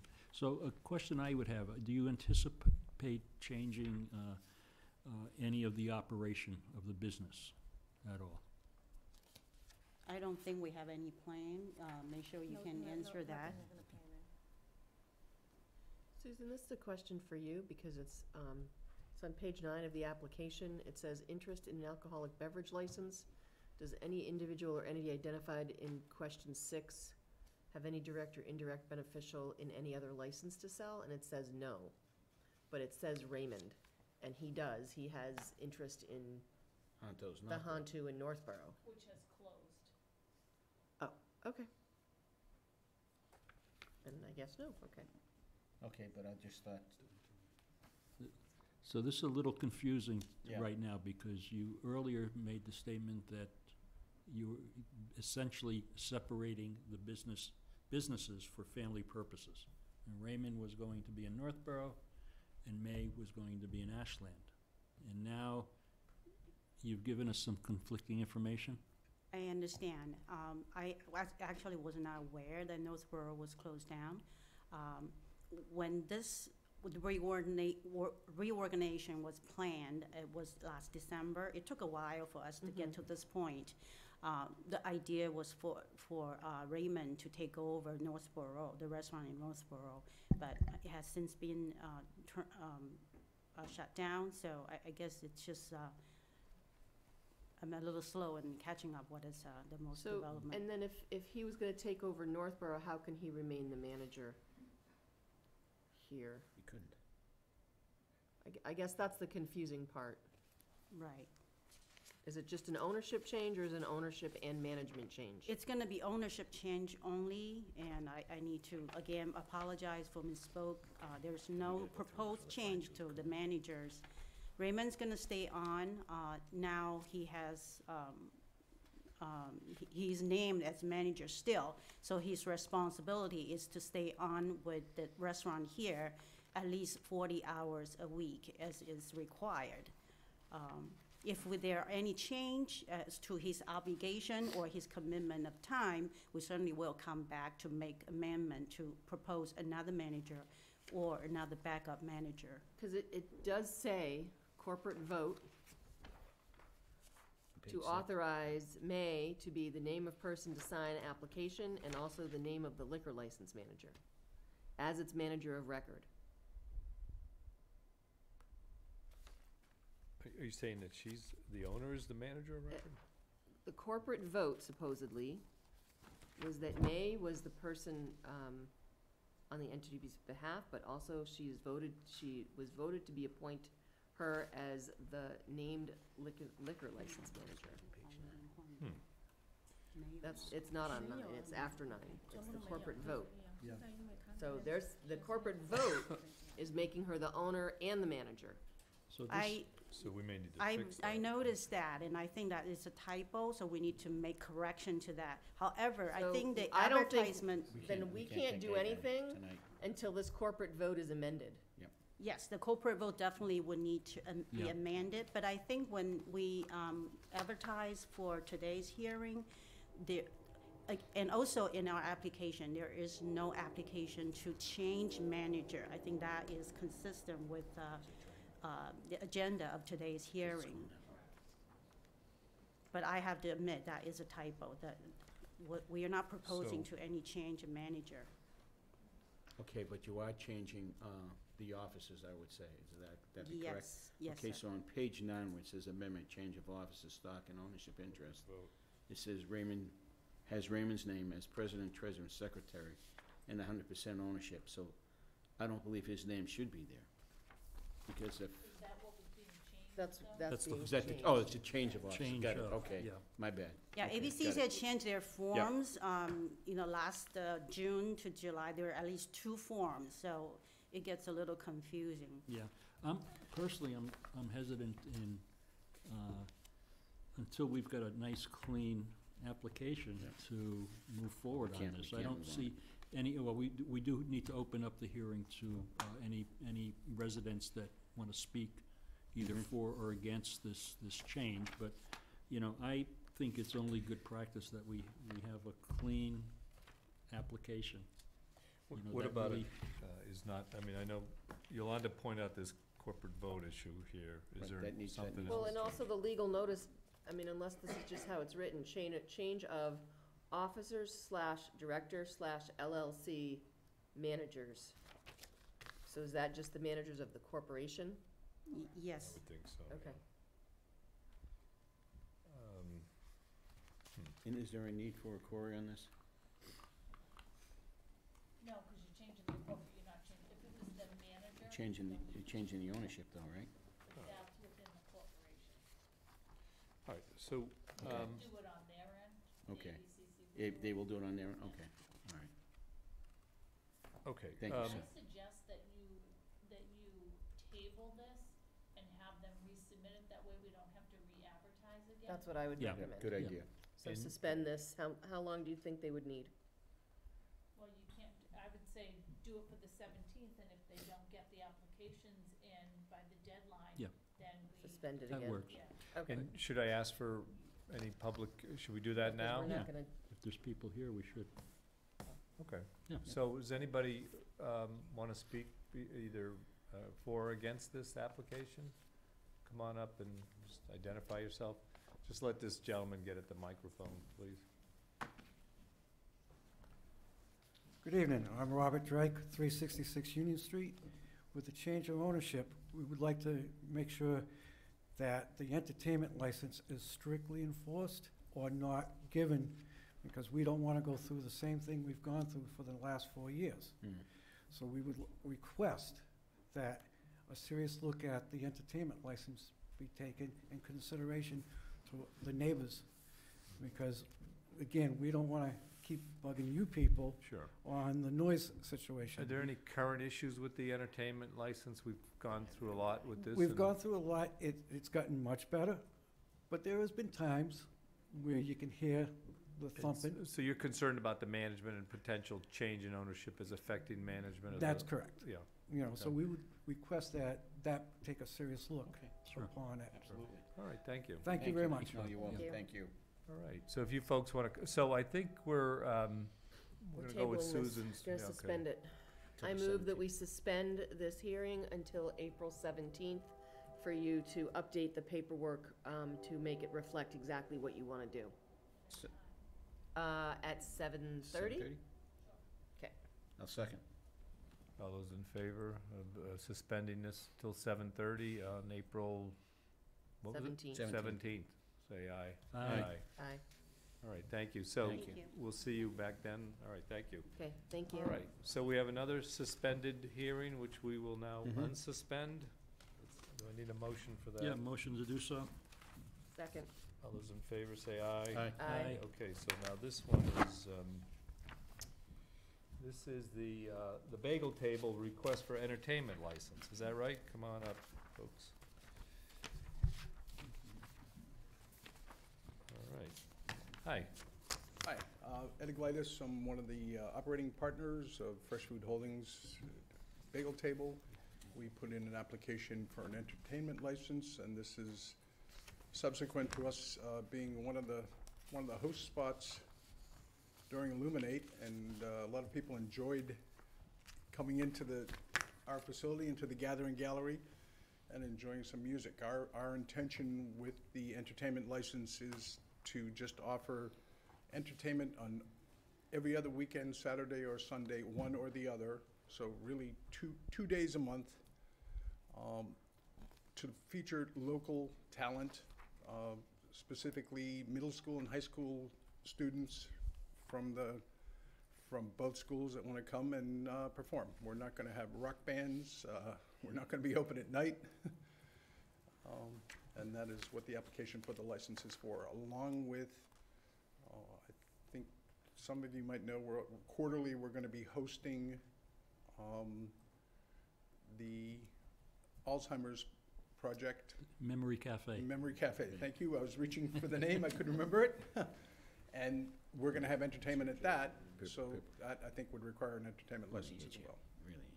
And that is the reason I'm here What tonight. would the timing of the Memory Cafe be? It's 1 to 3 on Thursday afternoons. So during your regular During business our regular hours? business. Okay. We're closing the Gathering Gallery for the Memory Cafe. Okay. And the hours again were between 1 to 2, either on a Saturday or a 10 Sunday, 10:30 specific to date? 1. 10:30 to 1. Oh, I'm sorry, 10:30 to 1. Yep, got it. And again, I feel this is another way to enhance the Gathering Gallery and what we're trying to do at the lower end of Main Street with what's happening with downtown, and Yep. Yep. just add another dimension to what we do there. We want to be more than just a bagel shop. So the days and hours of entertainment, as you have listed, you've got Saturday, Sunday. Right. In your cover letter, you specify some times, so I think we should just include that on the actual application as well. So you say like 10:30 to 1 is what 10:30 you're to 1 would be the doing a hours. brunch, okay. Okay. And then have- 1 to 2 on those 4 Thursdays a year that we have the Memory Cafe. Okay. Yep. And I would assume this would be acoustical and not electric? Acoustic, unless, there's a student that might have an electric piano or something, but Yep. certainly not Okay. Yeah. No, the only reason why I asked that is, I know that there are residents that reside there as well. So I wouldn't wanna have. Right, know. and they were made aware of this, even on Saturday and Sunday mornings, we don't turn on the radio until later in the morning because they're Oh, home. I have to Yeah, bring it no, up. and I'm, just to- of course, Yeah. I'm just. Then the other concern that was brought to our attention through a letter from one of your abutters was parking situation. And if this is going to attract additional people to come there, where it's gonna be either Saturday or Sunday, I don't know if you have worked out some sort of arrangement with the folks that have the building across from you folks, so that they could park vehicles over there? We don't have a formal arrangement. The issue really with parking is on Sundays, because we have those three The churches over there, three right? churches over there, and we struggle with parking for our store. We lose spots because people don't really pay attention to the signs that just say there's 30-minute parking, and we lose spots on Sundays. And there was, in full disclosure, there was an issue with parking a couple of weeks ago, and that was one of my part-time employees that parked illegally on Water Street, and I think that's where that concern might have come from. Our employees typically park at the back of the town hall lot. We were offered those 4 spots by Corner Spot. On the weekends, we had a couple of remiss part-timers that parked further down on Water Street who no longer will park there, or haven't parked there Okay. since that one incident. Thank you. Appreciate that, and I'm sure Thanks. the neighbors will Yep. as well. Okay, that's the only All right, concern that I so have. Thanks, I John. just- Sure, come Sure. on up. The opening. Just come up to the microphone, identify yourself. My name is Ken Ramsley. Here's And one we have your copy. letter. Yeah, I have, That's a slightly revised version, Oh. and Okay. a little bit more positive at this point. I'll just That's a pass good it thing. on. well, that's a We good have thing. one. Good, Well, I mean, to refer to this particular incident, the employee drove up in front of our driveway in the middle of the street, got out of her car and left. Our driveway was blocked, the street my was God. blocked. So anyhow, horrible. so it was more than just a minor thing. But anyhow, what I want to first of all say is I'm not here to contest the license. I'm here to talk just about the parking. Sure. If the parking can be kept under control, we've had several months of escalating problems. 10 days ago, we had this incident and things have gotten better. I would not call that a track record. I want more than just 10 days. Okay, so some background. 21 Main Street includes 9 apartments, 21 on-street parking spaces, and on my walk down here, 19 of those were filled tonight. And out front, there was a van, and only 3 parking spaces were left. So even when the shop wasn't open, there were only 4 parking spaces. You need to go 380 feet down Main Street before you find another a legal on-street parking location. Across the street, there's no parking. There are businesses across the street that they own that parking. Without an arrangement, it would be trespassing to use them. So as it turns out, apart from the 21 spots at the premises, 5 spots out front, there is no other parking. There is parking at the town hall. That's 520 feet away. Water Street, where I live, the end of Water Street comes out onto Main Street 120 feet away from the bagel shop. We are the closest overflow location. It's not just employees that park there, it's whoever happens to feel the need to have a parking space when there is no other parking space. So let me summarize what I've been seeing increasingly over time. It's not just parking on Water Street. We have our neighbors, our immediate neighbors, are the Historical Society. They have meetings once a month. They park on Water Street. I'm not objecting to parking on Water Street. That same location has the Dragonfly Festival. It is an absolute chaotic zoo, but it's organized. There's a detail of police officers. We can come and go as we please. As it turned out, after we had the employee move her car, we went out shopping, we came back. There was so much congestion on our street that people were parking in our driveway, waiting for a place to park.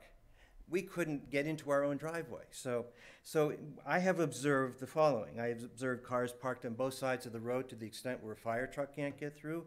I've observed cars driving the wrong way on Water Street because it's inconvenient to drive a few hundred yards around to come in the right way. They pull into our driveway, they turn around and they park. I have had to wait, as I said, for people to get out of our driveway, and they were not particularly pleased to be told to get out of our driveway. They were inconvenienced. So I'm sorry to inconvenience people who want to park there. So anyhow, what I really want,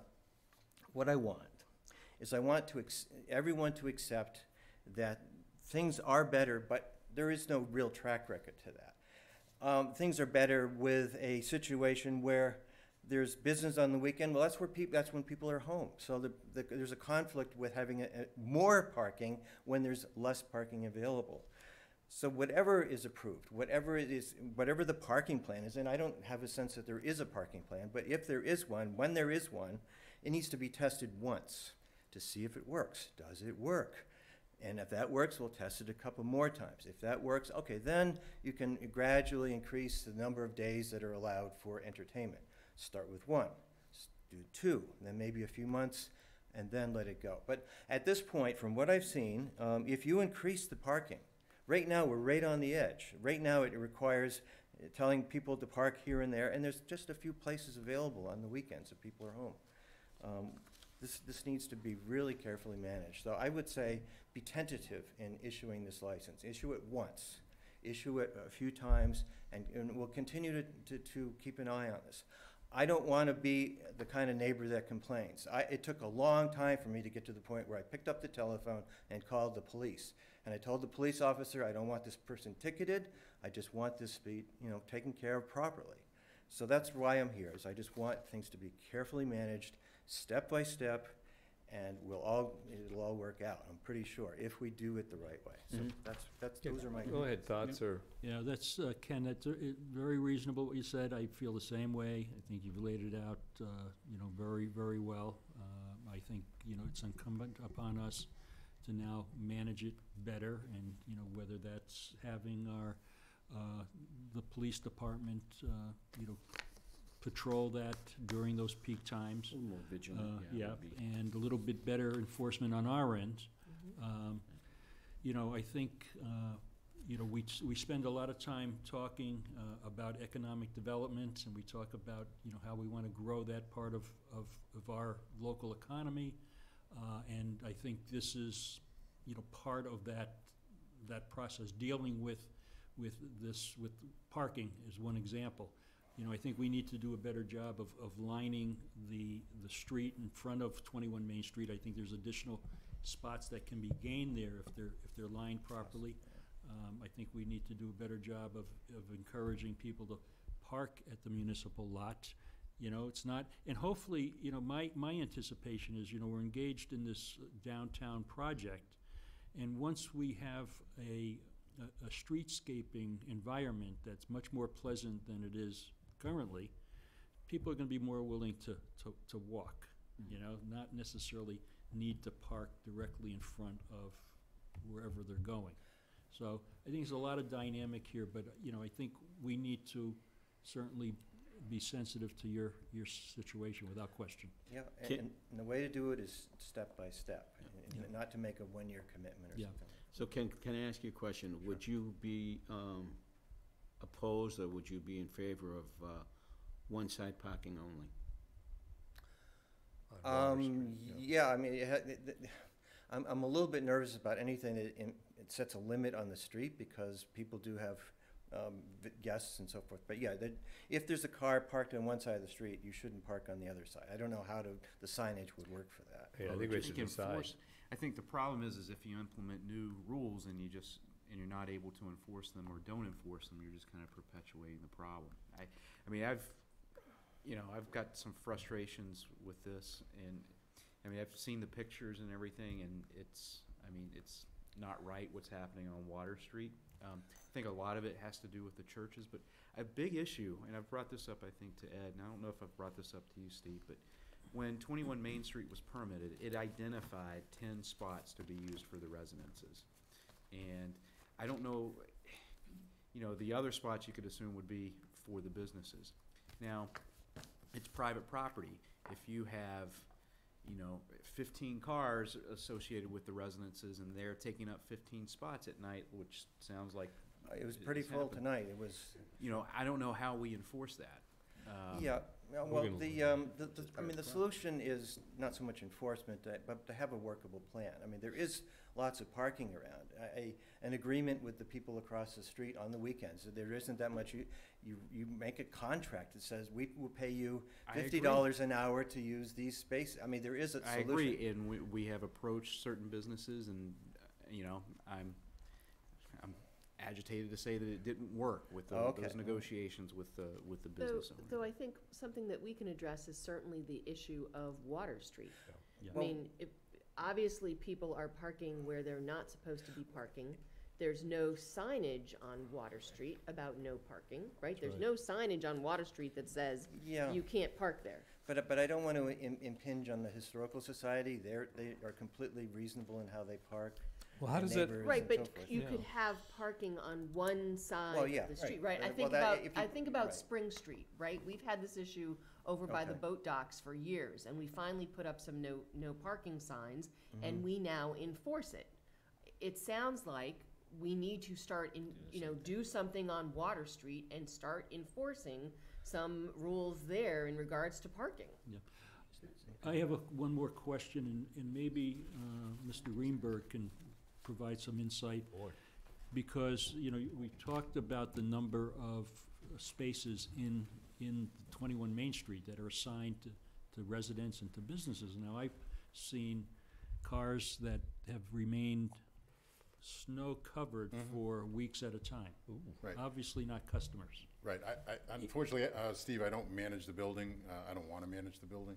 But you have a business there. I do have a business Plus you have there, a and- relationship with the owner of the. I do have a good working relationship with the owner, and because I wanted to see the bagel table successful, it wasn't an easy sell to my wife, but I'm constantly on Water Street, and to Yolanda's point, it only makes sense to park, and I think you would agree, on as you're coming down Water Street, which is being used as a cut-through, by the way, for those that don't want to use the light at Pleasant and Main.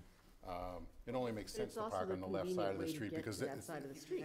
Yeah. yeah, because, I mean, there are too many driveways I do it all the time. on, I don't know what direction that is, on the south side, I think, but I think Ed has had many conversations with the property owner. I've had many conversations with the property owner. You know, my wife teaches classes at night at 21 Main Street for her business CPR services, so she's managed pretty well. We've had some successful ABA events at 21 Main Street with good crowds. We did the Bagels with Santa event. I'm not sure who played Santa, but we had a very successful event there with a lot of people. I don't know how many people came through, maybe 100, 125 people. There were over 200 people. Was it over 200 people? Yeah, I was sweating too much to pay attention. But it can work. We do have I have a good relationship, maybe better than some, with the property owner across the street, and he's been very accommodating. So there are steps that can be taken, communication with the landowner, the property owner at 21 Main and across the street, so that we can work through these special events. But don't you think that a parking, so that because I'll admit, I now come down Water Street, so I can take the right in front because of where I live in town. If I stay on Main Street, I then have to do a U-turn, which is a lot more dangerous and in that traffic. So I do drive on Water Street. I've not parked on Water Street. I hopefully, can find a spot in front, but people are looking to park on Water Street. Yeah, mean, I don't think you it's- can get more than 4 to 6 cars on Water. But could you, is there a section that it can say parking on this side only so that, But to Michael's and point, that's- it's about enforcement too, Right, though. and Come up to the microphone. I don't mean to cut you off, but just to add some more clarity to that, when we first opened, I spoke with Chief Davis, and he said, as long as you stay on the left-hand side along the stone wall for those 3 spots, I don't see an issue. And that was how it was left. But since that time, we've had those days where Yeah, well, what you're describing is, you wouldn't hear me complaining. Right. I probably, there's more cars than I'm used to seeing, but yeah, as long as cars can get through, as long as the fire truck Right. can get through. And I'm not sure where you live, but we talked to the Right next Barisis. to the historical. Okay, so we talked to the Barisis to make sure they were okay with it, because they have to pull in and out of their driveway. And they said, as long as we can get in and out of our driveway, Right. there was no issue.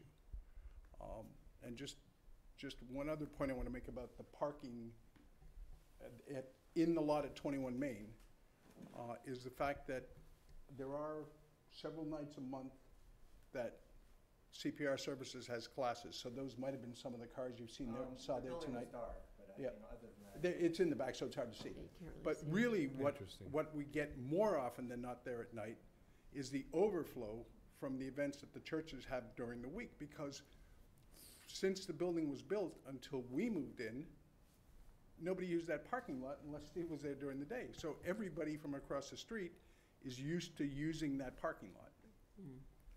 And trying to be a good neighbor, Steve and I have talked about putting up signs that say parking for Bagel Table and Oak Realty, but we don't want to start At night, going. people aren't gonna pay Right, and we, attention. that, we, All right, what's this, sorry to cut you off, what's the sense of the board here? Are we ready to move on, entertain, with maybe I think follow so up with on the- I think parking with a, issues? You know, start with a 3-month, and then if, there's been no issues, then an automatic extension for a year. I think that's what I would recommend.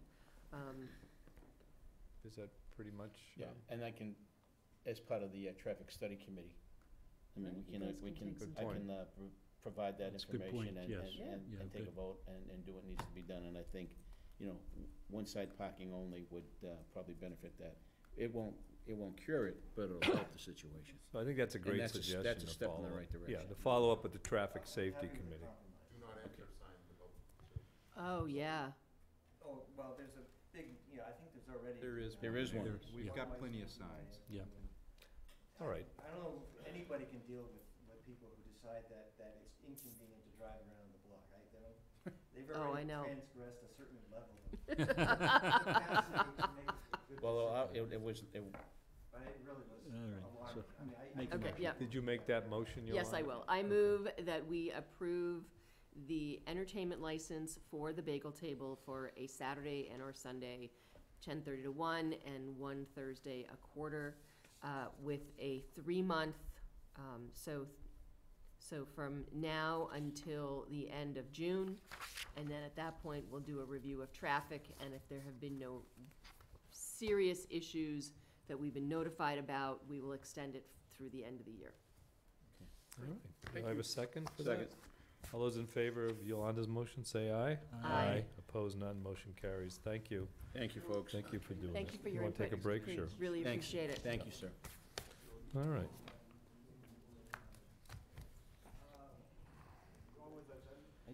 All right. I think we're, Yeah, he's got it. No, he has so a the next legitimate- item is the Fusion license update. Ridiculous. So why don't you guys come up and, You know, it's even worse. Watching parents. this is a continued, session. This is not a legal, notice, is it? No. So we had you in here before to talk about your efforts to, get the license and get Fusion operating again, so. Yes, since last I spoke to Vinny, I think the reason why the landlord hold me up, so there's something that they already signed it with somebody, with the PM, whatever, PMS. Yes. So I'm sure your town, city hall will get the paper later. So that's the reason why tonight I have a friend of mine, lawyer, and we are try pushing it either or, they have to give me answer. I'm sorry, so there's a purchase and sale for another, For the property. for the property, but it's not you, it's someone else. Well, So In- the owner of the property has a P&S with someone other than Johnny. Yeah, okay. in And the you- sense, I'm sorry, sir. In the sense that I told Vinny it's not fair for me. They had to give me answer yes or no. That's the reason why I have a friend of my lawyer that pushing it. They wanted to wait whatever town can help the other guys. Then it's not fair for me. That's the reason why I'm sorry hold up so long. And just I don't All right. know what else I can tell you. And So that's- where are we with the 6-month, Can I have my lawyer talk better? I can't. sure, but hold on, I just kinda wanna make sure I understand. So you're back, because we talked about it's been we gave him 6 months to start operating, right? Well, you wanted to give him, I believe, notice that the Right. 6-month We period. gave him 6 months to give us an update. He gave us an update, and at that point, so now we're looking at 6 months from now, potentially pulling it. Okay. Yeah. So, go ahead. My name is Bob Osall. I'm an attorney representing Mr. Wu. This is, I think he understands, and we understand that there's a problem on the license because it's not operating. And the board's well within its rights to say, okay, 6 months is it, and you haven't opened up. We're trying to kind of, we'll call it, force the landlord there to help John reopen the restaurant. At the moment, they're not. They're gonna, there's a purchase and sale agreement, we believe, going on. And they're sticking him in kind of a funny situation in that they're telling him that, oh, well, if this doesn't work out, well, you know, then you can start your restaurant again. Well, where does he go with that? In any case, I think as far as your board is concerned, what we would just ask is that we get some extension here of 6 months or so. By that time, whatever's going to be resolved will be resolved. Either that purchase is going to go through, or they'll not go through and John can open up again. Do you have a lease? There is a lease. So why aren't you suing the property owner? For breach of contract. So why isn't that going on? And a 6 month now, we've essentially gave John, I'm gonna say a 4 month extension already, and we're giving him a 6 month notice. Now, something can happen in between those 6 months to change any decision that we make. So, you know, what's the problem with giving John a 6 month notice as of today? If you can't resolve this in 6 months, then, I mean, we're obligated to do that. We have to do that per the ABCC. So, and we already did an extension, so here we are today, and nothing has changed as of right now. As of right now, Right. nothing has changed. I So- think I think that's what you should do. I think you should give him a 6 month extension. And as you It's say. not an extension, it's a This is the 6 month actual notice. 6 month notice. Notice of the Yeah. retracting of the And- license. And I wasn't involved before, so but he came to see me, and I think we have some leverage with the owner, and that's what we're gonna work on. If we can get it done, great. If we can't, we can't, Yeah. and I don't think there's anything else we can do other than say Yeah. that that's what we're gonna try And to that's, do. you know, just to be on the record, I mean, I feel bad for John. I mean, I think he's in a horrible, you know, I think it's a lousy situation to be in, and, you know, I don't know all the specifics here, but if you have a lease and they have a purchase and sale, there seems to be a legal conflict here that, I think should there's at any there's court, I think enough there'd there be that we some can fight buyout it. provision or Right. something. something. Should be yeah, at least a yes. buyout. All right, so is there any reason we wouldn't do the 6 month notice? No. No, I Okay. think we can do that now. Let these folks go? Yep. All right, can I get a motion for that? Why don't you do it, Steve? Sure, so I move that the board, as of April the 3rd, 2019, give notice to Fusion Restaurant that we are giving a 6 month notice of the retraction of the alcohol license. So whatever 6 month date is as of tonight, then, and hopefully, so that's the motion, let's right. finish that up. Second. All those in favor of the motion? Any other further discussion on the No. motion? All those in favor say aye. Aye. Aye. Opposed? None, okay, so the A- motion And carries. hopefully, John, you can get some resolution here and move on with, you know, with your business plans, you I want know? to move on my life too, Yeah. because as you all know, the situation with the Fusion before, and I was, you know, my experience good enough to approach that. I want to make a living, Yeah. and things happen, which is whatever the past, I know nothing about. Even though I lived in Framingham for almost 40 years, and they never told me what the problem before. my number of year in restaurant never have a problem. For 35 years, I never had to call police because I know how to handle situations. Mm-hmm. So I got into this situation, it was so messy, and I keep calling Vinny, as you know, Vinny who he is, and he agreed that, John, you're so nice to me, you help me family, take your own investment out, and we all clean. And mother disagreed, so I said, either you let me move on, let me run the place, or if you think you can sell better, you just let me out. Yeah. Thank you. Reasonable, Mhm. fair. Right, we wish you the best. Yeah. John.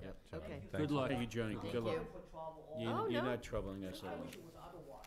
Yeah, we Yeah. do too. We too. So do we. Me too. I never do anything bad, I like work, and, Well, good luck.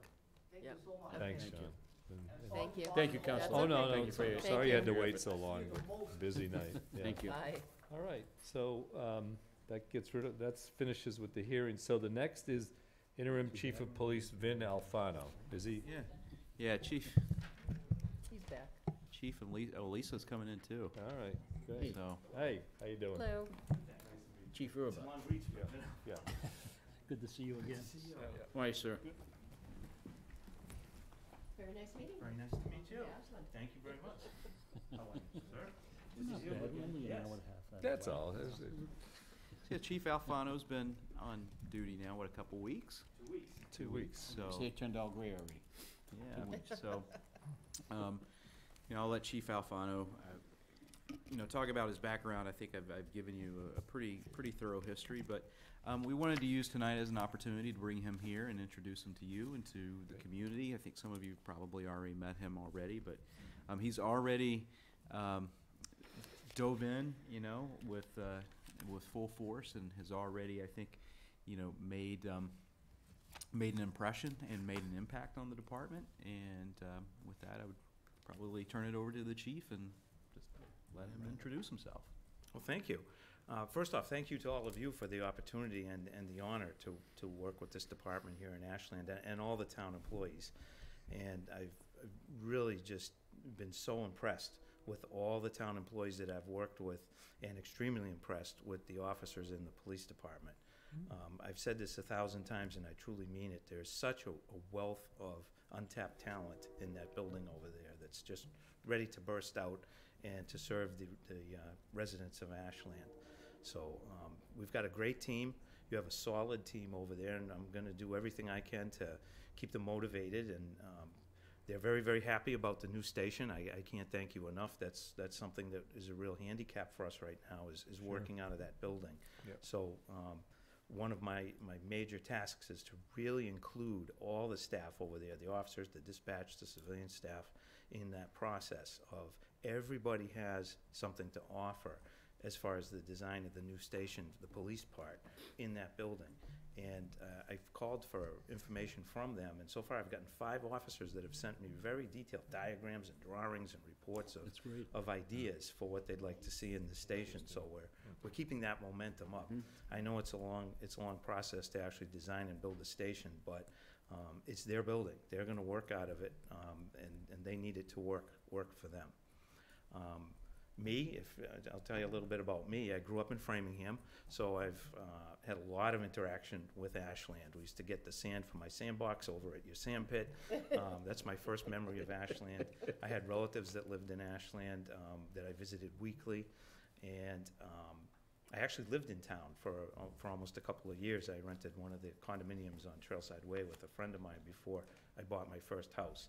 I probably wished I was back in the condominium after buying my first house, but I went through the Framingham school system. I graduated from Norwich University in Northfield, Vermont. It was a military college, so I had a lot of experience in leadership there. I became very involved in emergency medical services up there. I ran an ambulance service for the school and the town, so I have a very strong appreciation for the quality and level of emergency medical services you have now in this town. I'm just flabbergasted by the amount of talent that the fire department has here in town. And I've actually worked in my first 2 weeks here, a number of major calls with the fire department. And you got an excellent team there. And one of my goals, and it's not going to be too hard to accomplish because it already exists, is to ensure that the police and the fire department mesh seamlessly. And when I came here, I saw that, and I obviously intend to continue that. So when I graduated from school, I did an internship with the Director of Public Safety for the state of Vermont, too, so I got to learn all the ins and outs of civil defense and all that area. When I graduated from school, I got a position as a security manager for corporate security for Prime Computer, a company some of you may remember. It's no longer in existence, but it was a high-tech company with 25,000 employees, and enjoyed working there. I worked there for 10 years, helped them design their facilities, and I was responsible for all the physical security and safety of all the employees and the facilities. When I was there, I found that almost all the officers that worked for me there and worked with me there were former law enforcement officers. So I said, well, I really need to go back and get that full-time experience. So I took the civil service test. I was fortunate to get hired in Framingham as a police officer. They sent me to the Worcester Police Academy, so I got a taste of a city police academy. And I was with the Framingham Police Department for just shy of 20 years. I did almost every position there, from midnight shift patrol officer, patrol supervisor, shift commander, bureau commander, SWAT team executive officer, firearms unit commander. I did just about everything there. But probably my most rewarding position there was I spent about five and a half years in the schools. We had a program there that was brand new. It was a groundbreaking program. We teamed up with the Harvard School of Public Health, and at that time domestic violence was a real concern among police agencies, the increase of domestic violence. So we put a groundbreaking program in place that teamed up a police officer, which was me, and a school health teacher. And we actually became part of the curriculum in the middle schools. It was required curriculum in the health department for all the middle school students to take that course. And we did violence prevention, we did stereotyping, we did conflict resolution, all of these things. It was really a great program. And that kind of laid the foundation for probably a whole generation of middle school students in Framingham knowing me and kind of growing up with them as their teacher, so to speak. And it really opened a lot of doors as far as trustworthiness between the schools and the police. So I know you have two school resource officers here in Ashland, and that's a program that's very dear to my heart because I know that program works. I know the relationships that are developed between students and between police officers. That's the make it or break it. Mm-hmm. If the school resource officer can win the hearts and minds of students and their trust and their cooperation, the police officers down the line aren't going to have interaction with those students in a negative way. So it's a great program, and I absolutely, in my tenure here, plan on supporting that and continuing that. You have an auxiliary police program here in Ashland, which is outstanding. I actually did training for them before I had this position years ago, and top notch. What a great resource to the town. They're free, and they're volunteers, and they're just an invaluable asset to the department. So getting back to me, when I had moved to Bolton and bought a house in Bolton, and at that time the chief's job came up, and I said, well, that's a lot shorter commute than driving to Framingham. So I was fortunate. I was awarded the position of chief in Bolton, and I was there for just shy of 10 years as their chief before I retired. And one of my major accomplishments there was we built a new public safety building, something you're in the process of now. So went through that whole process from obtaining the land to design to actually the hard building, and it's working really well for the officers there. So I retired. I reached that point, but I couldn't stay retired. I ended up teaching. A friend of mine asked me if I could take over his law enforcement training classes, so I did. So I traveled all around the state, saw about 200 police stations, so I have a pretty good idea of what they all look like, some good, some not so good, and trained the officers there. And I was very, very fortunate when this position came up. I was asked to come in and talk to you, and here I am. Nice. Great, well, thank you. So comments or? I've known Vin for a number of years. Some of our careers have paralleled with one another. Yes. And then when you went up to Bolton, that was like the last time I saw you. And but I'm happy that you're here. I'm happy that you're here. You're a man of integrity and high moral value, and I know you'll do this town well. Thank you. Thank you. Very good. I've been incredibly welcomed here. Go ahead. I was glad to see, Chief, or hear your comments about the including the staff, all the staff in the public safety building process. Joe and I serve on the committee, but we're not going to live in the building, as you say. You know, so to have that input, get that engagement from the staff, from the officers, from the people that are going to live there, I think it's really, really important. So I appreciate hearing that. And then I had a real treat. It was not by design. I walked into town hall, and Chief was getting sworn in. So got to meet him early on in the process, and got to meet your lovely wife as well. So. Yes. Yeah, because a position such as I'm in, it's not a job, it's a lifestyle. So my wife has put up with it quite a bit through the years. She's used to 3 a.m. phone calls and me dashing out the door in a flash of blue lights. So she's as much of the team. As a matter of fact, I actually put her to work and made up some training materials for our court prosecutor that we had used before. So she was doing information packets for the department. So she's a good resource. That's great. So one business question. Sure. I know one of the things that Michael's talked about, and I think you did as well, is getting the administrative staff back into the building, getting everybody together. So Chief's already made great strides with that. Yeah, we've already put a plan together. That was one of my first priorities. I mean, it's like the captain of a ship belongs on the bridge, not being towed behind in a rowboat. So I'm making it a priority, and it's very difficult because of the way the space is over there. But I told the town manager, I said, I don't care if I sit in the hallway. The chief needs to be in that building. And the officers were overjoyed when they heard that. I attended my first week. I attended most of the roll calls because my goal was within the first week to meet every officer, and I did. And as I said, I was just floored by the talent and the feeling of welcome that they gave me and support. And the ideas are just, my email is just lit up with all types of ideas and information from them. So I need to be in that building. I don't want to spend a lot of the town's money to do that. I think we can do it with very, very little cost, and just try to carve out a little space in there.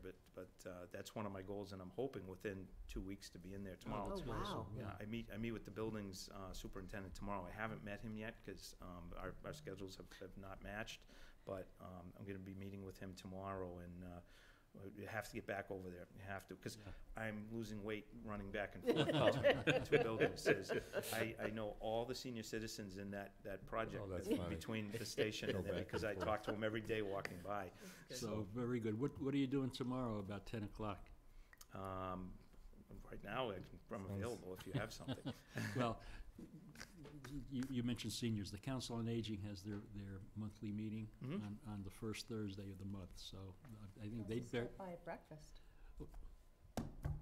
That's right. So the Lions on the first Thursday of the month have a senior breakfast, which is tomorrow. It starts at 9. The Council on Aging meets at 10. So I think they'd all be pleased to meet you. Yeah, I already took quite a tour of the senior center.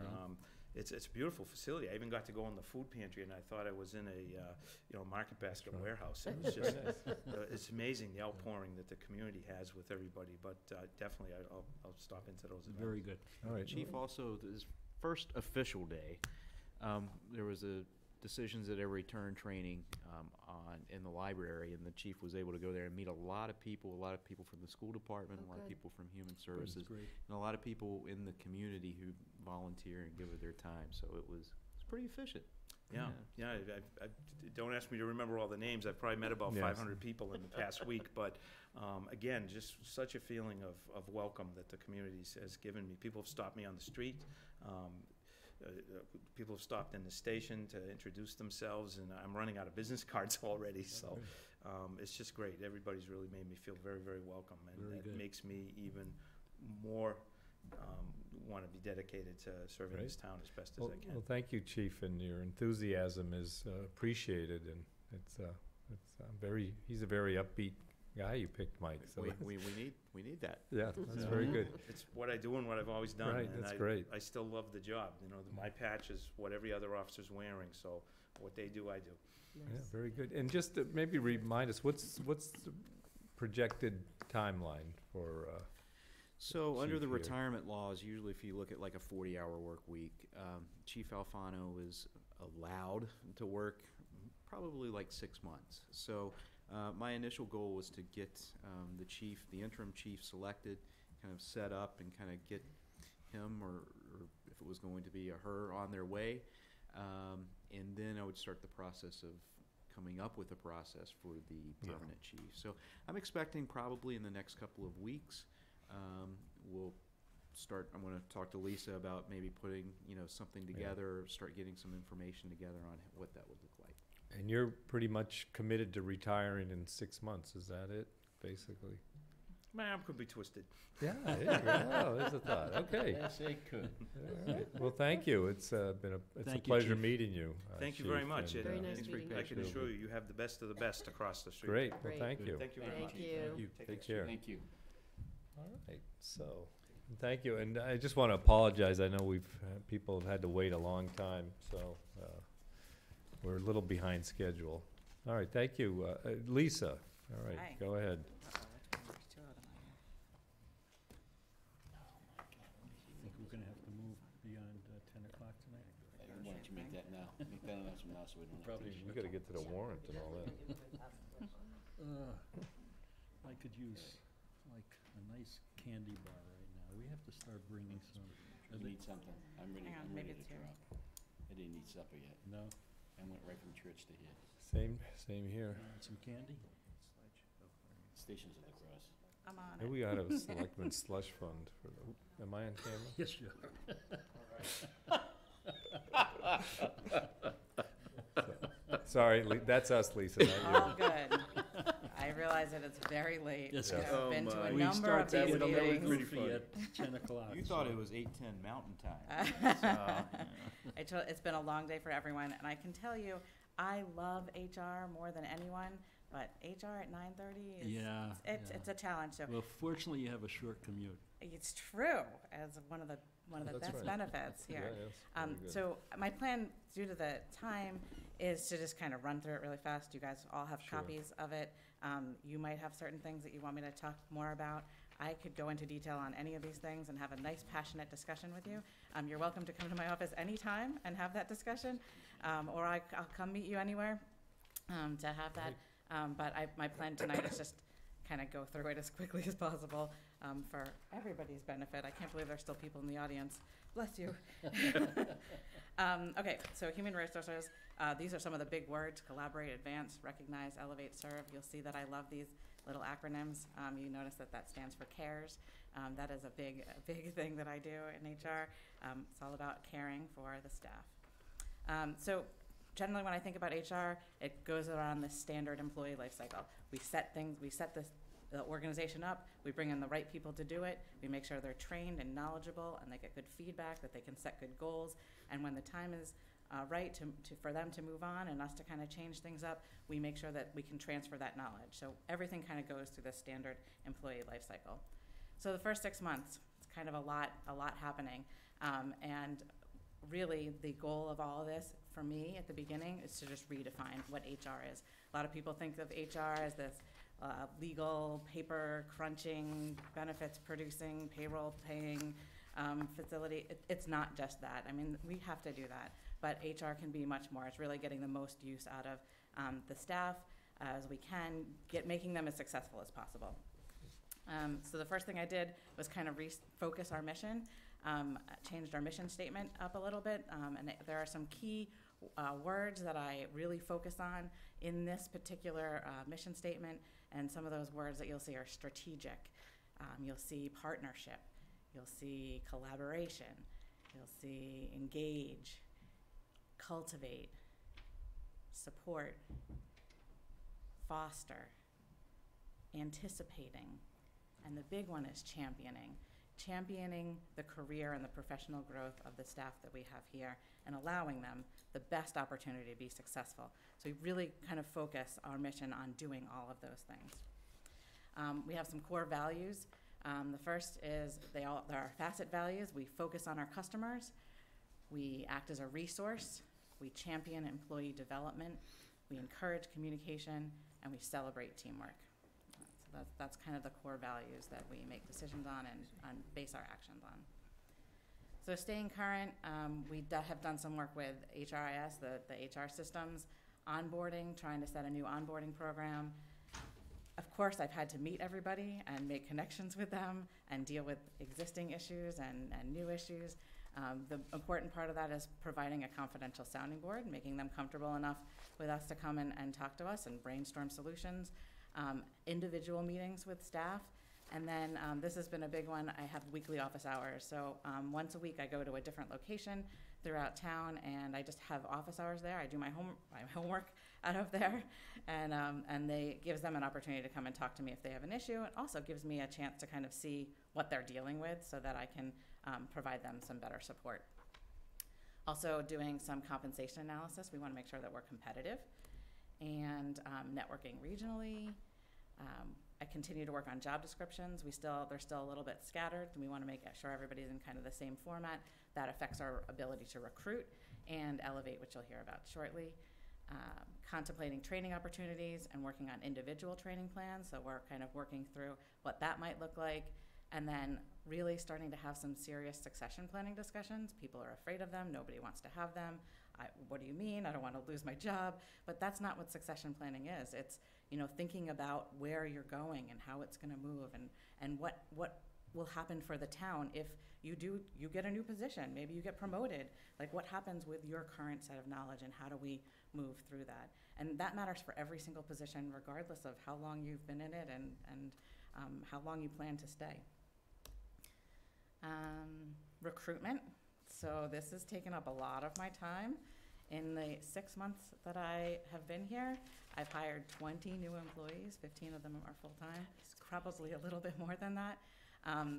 You can see that the biggest part of that is DPW. We did a lot of hiring for DPW. They have a new look and a new face to them. But I'm feeling so good about all the hiring we've done. We've hired some really incredible people. Just talk to any of the staff here and they'll tell you that we have a nice, strong staff. We have a few open positions. Police chief, as you just heard. Town planner, we are moving forward on. Electrical inspector and van driver, we are about to make offers on those. Facilities maintenance is getting close, and library tech services, that's a newly open position. We have a valued member of that staff retiring, so she's going to be moving on to the next stage there. So I mentioned Elevate before. We can hire all the people that we want, but if we don't keep them moving and keep them knowledgeable about what they're doing and why they're doing it, then we're really losing out on the opportunity for them to do better.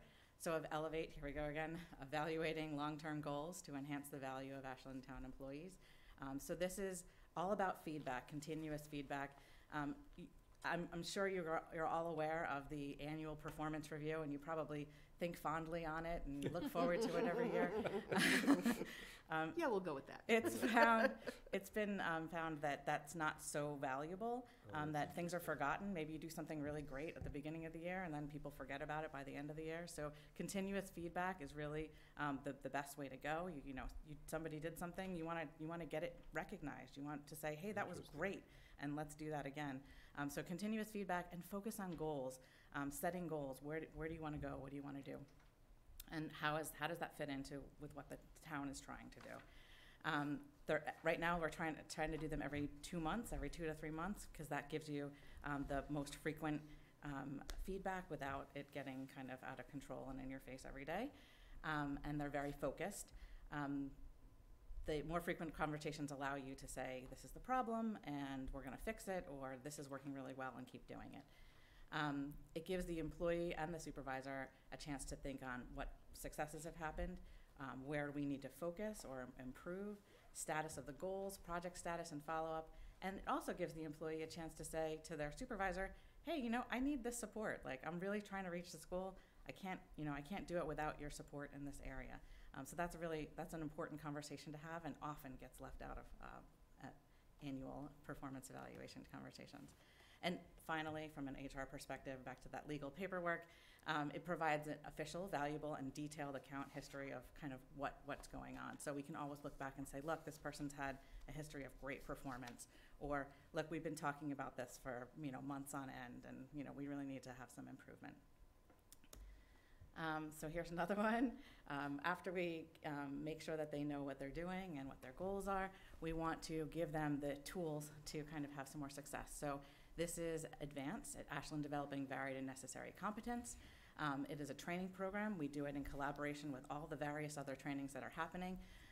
The objective is to, A, make sure that they are learning more, 2, give them a chance to kind of advance their career, and the third and kind of extra benefit that we've had is that we're bringing people from different departments together, so they're getting to know each other more, and then they're more likely to collaborate. And so we've seen additional collaboration happen just because they met at a book discussion. So that's been a really great benefit.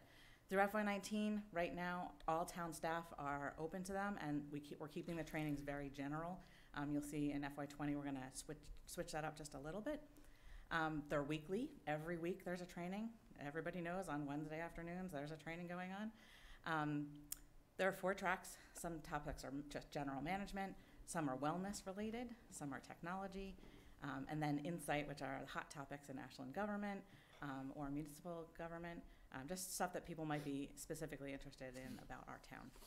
And we do them in different formats. We can have colleagues training one another. We'll bring speakers in. We'll do webinars. Sometimes we have a book discussion. So we find, doing it different ways is great for people. This is just a sample of the trainings that we've done. We have some new ones in April, but March was great. We did extend the dementia-friendly Ashland. We had a couple trainings specifically on that. How'd that first one work out? Working effectively?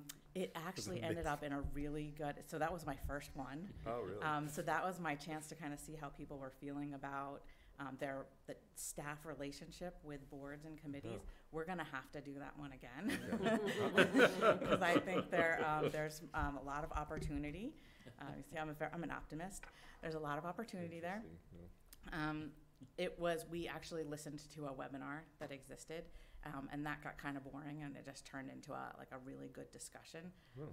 We talked about. I wasn't there, by the way. He was not there. Yeah, that wasn't you. So. There was a lot of discussion about a particular board that had some challenges, and we had some discussions about maybe why those challenges occurred, and could we have seen them earlier, and how could we as staff have been able to help through some of that. So they were really good. It was a really intense discussion. Not at all where I thought that was going to go, but sometimes that happens. And when you have those kind of group discussions about topics, they can take a life of their own. But it ended up being really helpful, and certainly taught my first week here, first week training, taught me a lot about kind of the relationship with boards, which are a critical key component of the work that we're here doing.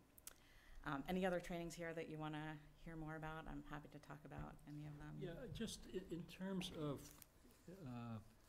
how you support current managers. Yep. Managers have a unique situation. They do. How do they? And not everybody is. You're promoted to be a manager, but you don't necessarily have gone to manager school prior to that. Absolutely. So how do you That's work that with whole that? purpose of that management track. So it's working with people. So we talked about a little bit, just as an example, in that EAP discussion. So EAP is an extra benefit that staff get. But some of EAP, the whole purpose of it, is to focus on managers that might be having an issue with an employee. So you can call up EAP and say, having this challenge with my employee, what can I do about it? And they actually are there to offer that kind of support. And an employee can call up and say, I'm having a challenge with my manager, same kind of thing. It doesn't just have to be like I'm feeling depressed or something like that. There are kind of this extra support that's there. But those management tracks are, dealing with difficult people and just, the standard issues that managers come up with. That's what that management track is kind of for. So we're definitely going to focus some more in that area.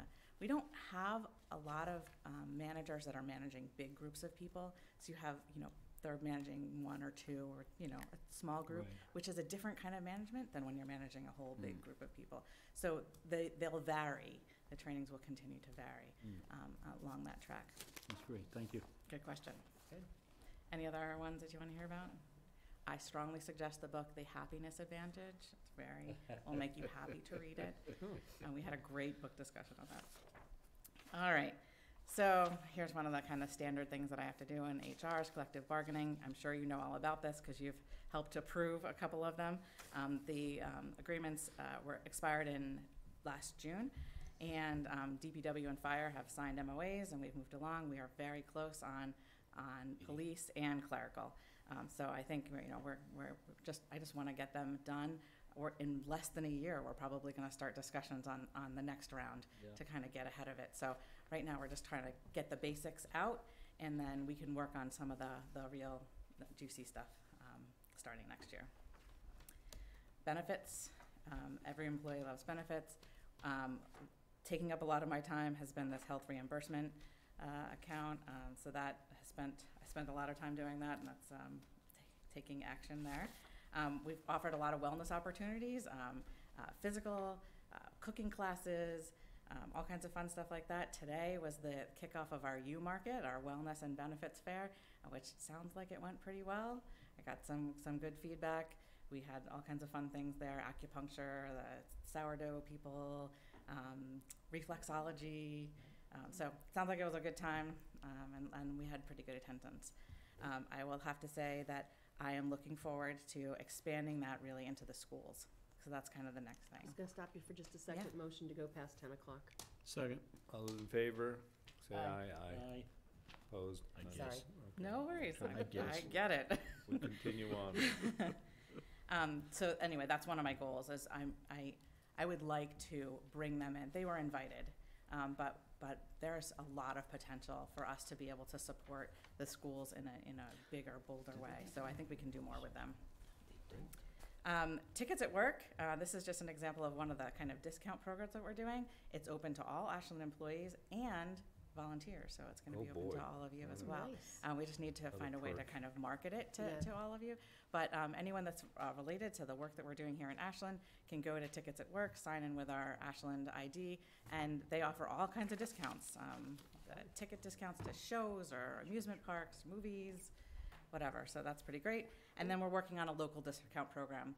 So Uppercuts or local restaurants and various vendors offering discounts. Just show your ID and you can get some good discounts.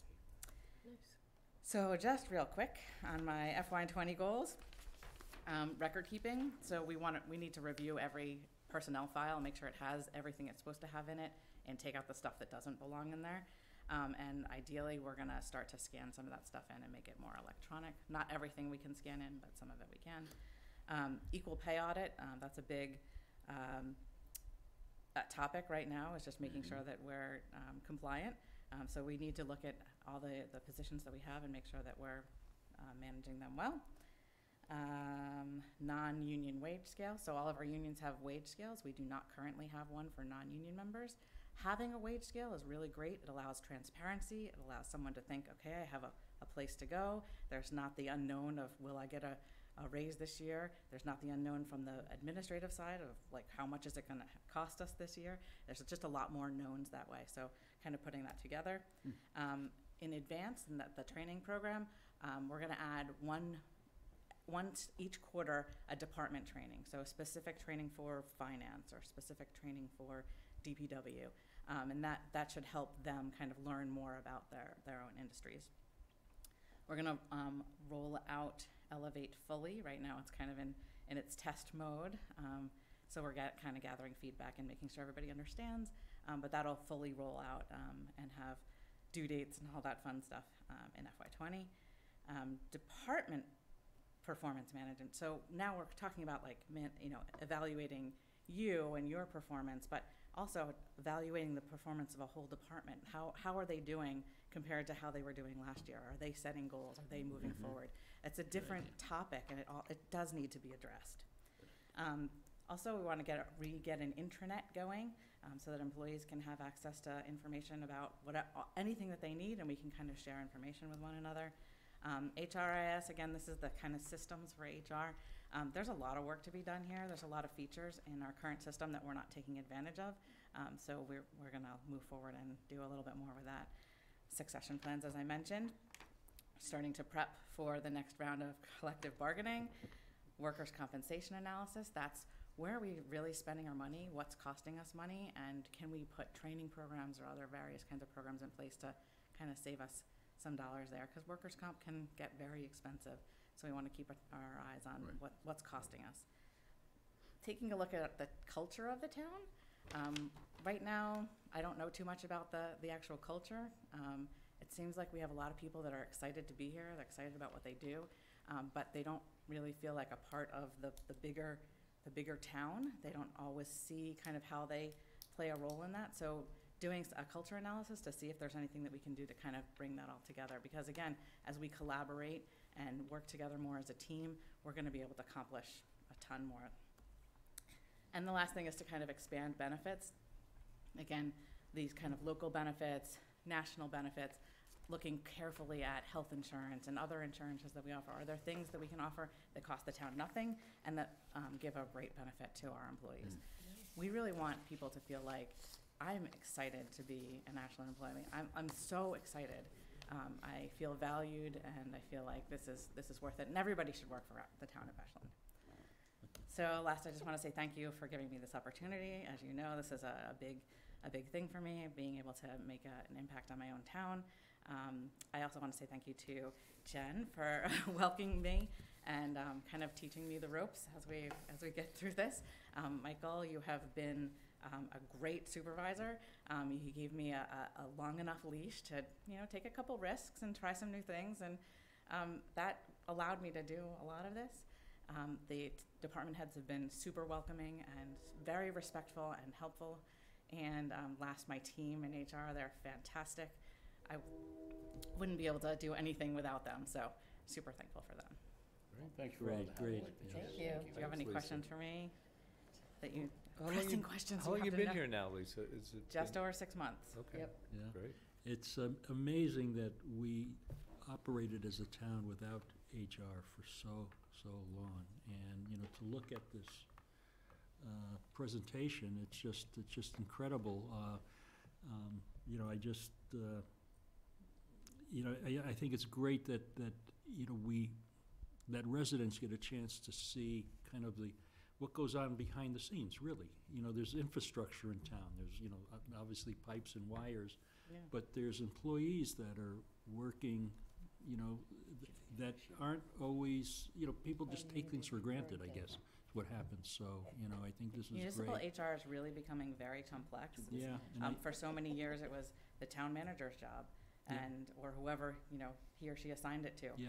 And it's been professionalized, and we are taking it, my other HR colleagues, we kind of take it more to, again, more to the services level. It's not just about your old HR that just, printed checks and made sure that we had health insurance. Well, I think it's great work that you're doing, and I think there's,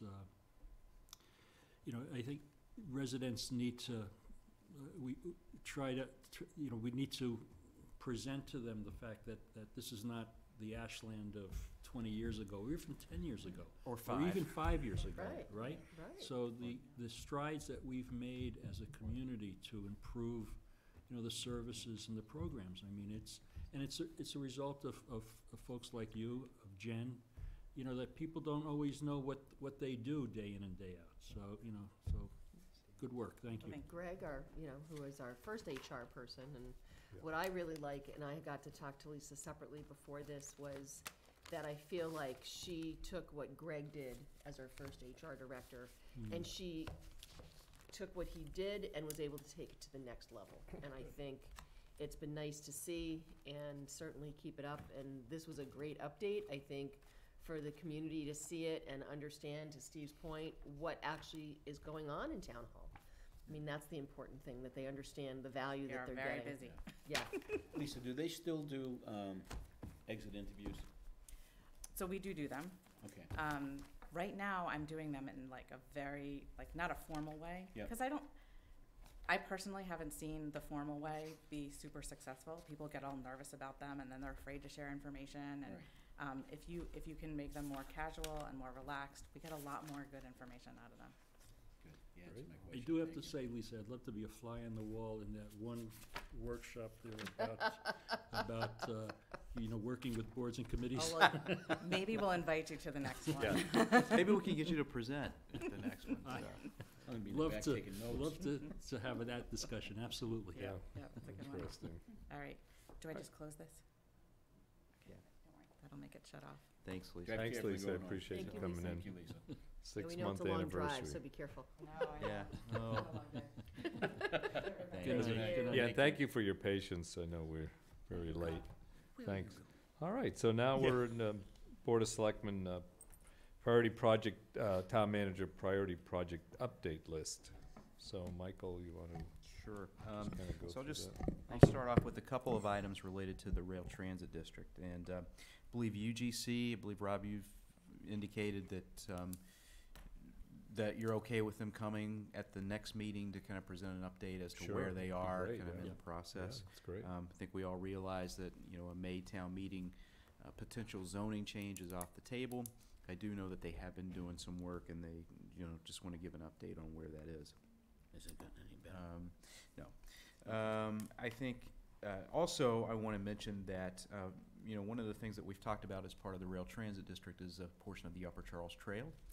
And so the Friends of the Upper Charles Trail will be having a site walk on April 7th. That's this Sunday right. Yep. at 2 o'clock.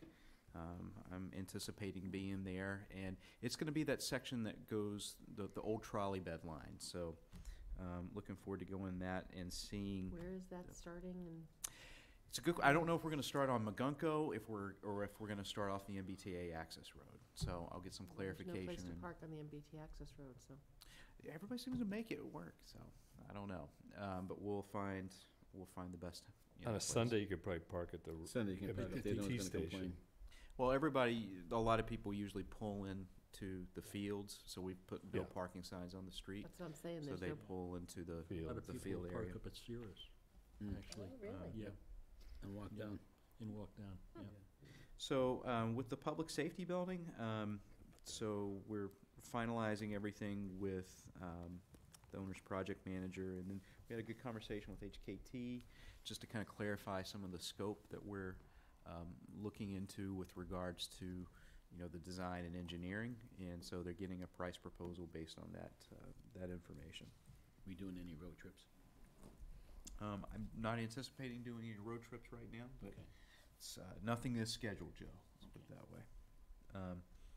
So with the downtown improvements, I have sent, I sent you earlier this week just a much more comprehensive timeline of what, Yes, thank you. how this would potentially work. And I also wanted to let you know, and let the public know that one of the things that we're looking at or exploring is the possibility of fixing a section of the downtown culvert that causes a little bit more of the backup, which is that sharp bend at By the the library. library. So we're examining looking at that. Is that part of, I'm sorry, that's part of the Rail Transit District No, improvement? that's downtown. Oh, I'm sorry. Downtown. It would That's great. certainly So make how's sense it- to fix that while we're working on Yes. roads and Yep. have That's stuff great. open. If it's gonna be and- up open, that's the Yeah. time If to it, do it. if it does make sense, obviously, it's, it's the time to do it. Mhm. So, That's great. so Eversource and Verizon and BSC and Paul Carpenter, Doug Small, Dan Maurer, I believe, came along for part of it. We actually went through downtown and looked at the utility undergrounding and the possibilities and, some of the challenges associated with that. That was a very good meeting. Townwide strategic plan, I really don't have any more updates on that from the prior meeting. And then finally, just with the Warren District.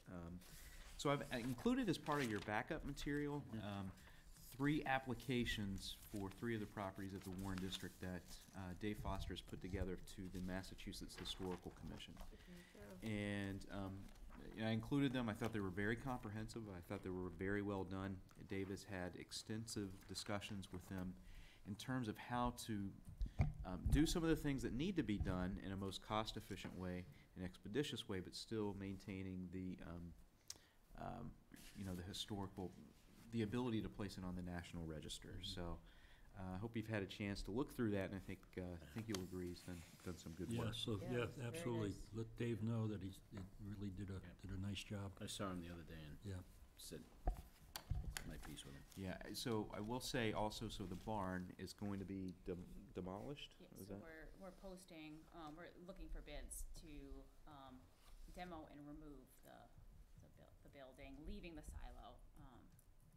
What about salvage the wood? None of that's, is that gonna be useful at all? Well, I know David was looking Yeah, I into think we that did some research into looking whether, there'd be prospective bidders or people interested in that, so that will be part of the bid, but but it doesn't look like there's. So it's not like Really? old chestnut or something like, it can be used in rebuilding? Really? It doesn't look like there's much interest, no. Yeah, David had explored that. Yeah, okay. And then, will we look to rebuild it, and then it'll still be historical, because it'll be the original? Yeah, so the conversations that David had with Mass Historical Commission, the silo was really kind of the key component. And then Mhm. also by looking at it, the three buildings as one, as kind of one district, gave us the Okay. ability to, look at building a replica and still maintain. Right, make that case Right. for, yeah. Yep. yeah. So David's done good work on this. Good. Nice. I think Good it's to see, good to see. important. Also, it's not part of the Warren District, but it is, part of this job description is the Valentine property. So David has, I think you'll be seeing some activity clearing out the brush and the woods on the side of the structure as well. So you should see that activity happening within the next couple of weeks. There's a truck Very up good. the other day. So, any questions regarding any of those? No, it's nice to Good. see. Moving forward. Okay, very good, okay. Consent agenda? Yeah, motion to approve is presented. Is that up there? Second. Yeah, I would just like people to note the donations and, Mhm. up here, Deborah Latta, the Greater Ashland Lions Physical Therapy, so people, helping out their town, and so we thank you for your donations. Did I get a second? Yes. Yes, you did. All those in favor of accepting the consent agenda, say aye. Aye. Opposed, none, consent agendas. And then, I'm not leaving, but I'm just gonna go grab the warrants. Oh, okay. Oh, okay. Okay. Can we just move down to an update on the spring grants timeline? Yes, that's Okay, we a can great finish idea. that up.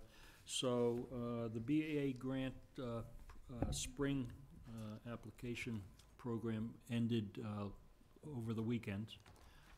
We're compiling a hefty number of applications. Oh, my gosh. And the subcommittee will be meeting next Tuesday here at Town Hall to review those and then make a recommendation to How the many board. applications? Susan? I wanna say there was just over 30.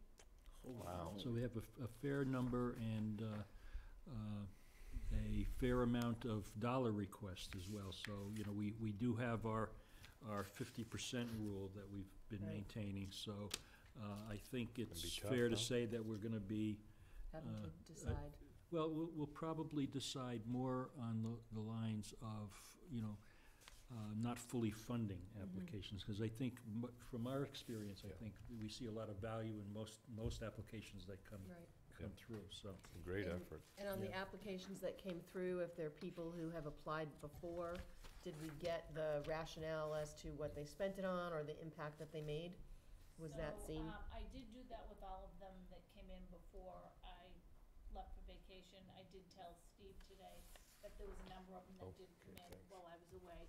Those I did not go over as closely, Okay. but I'm gonna send them out to them probably this tomorrow mine or morning. yours? I and think it's any- yours.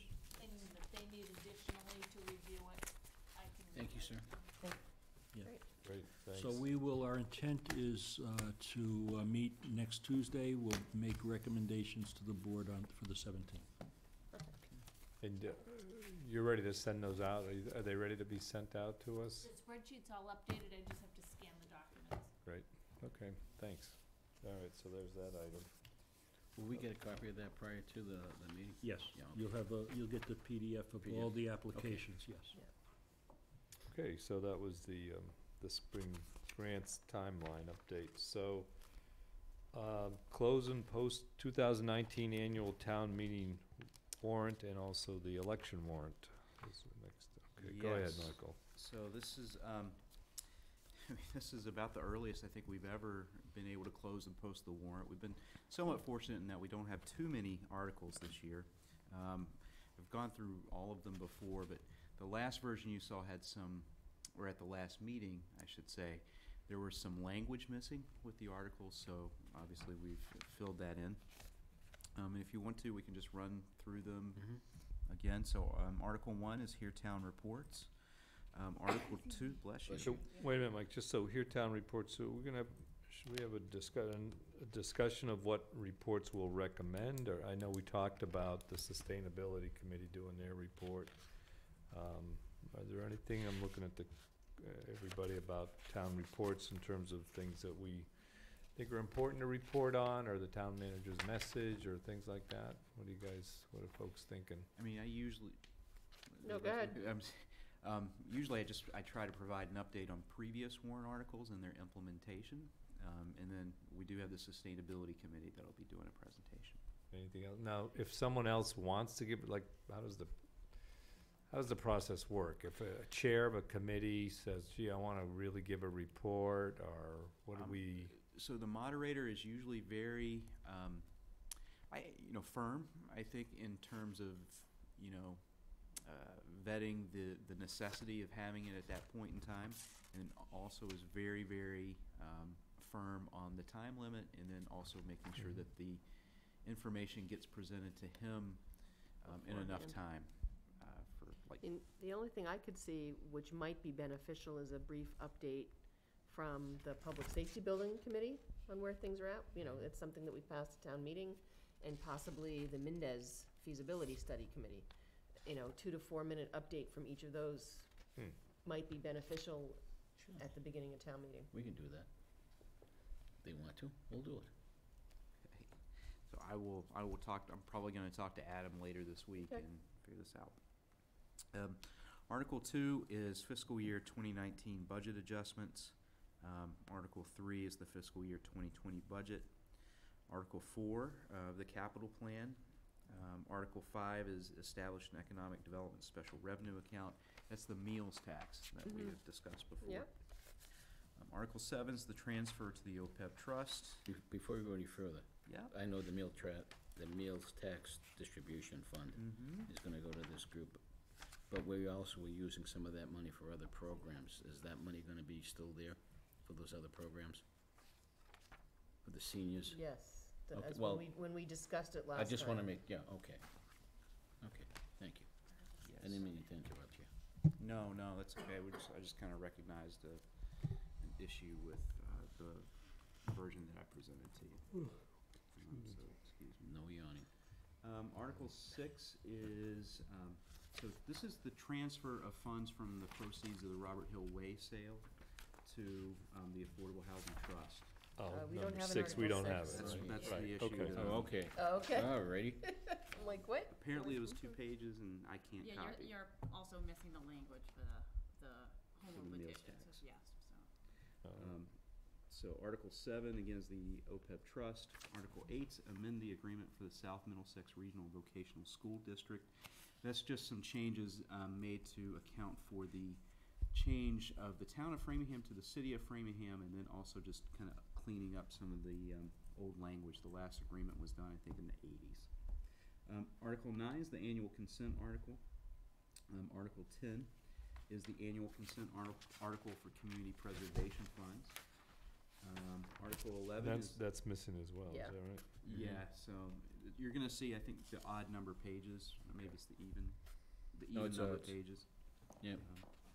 So Article 11, that's in the latest version. The one you have as part of your backup should be okay. Article 11 is the transfer of the 1 acre at Warren Woods to the Conservation Commission. Article 12 is the creation of an HRA stabilization fund. You heard Lisa reference that. That's the money that was set aside through the GIC transition for the employees, and this is just really more of an accounting mechanism. So that's where that extra money is gonna go, it's not gonna go towards,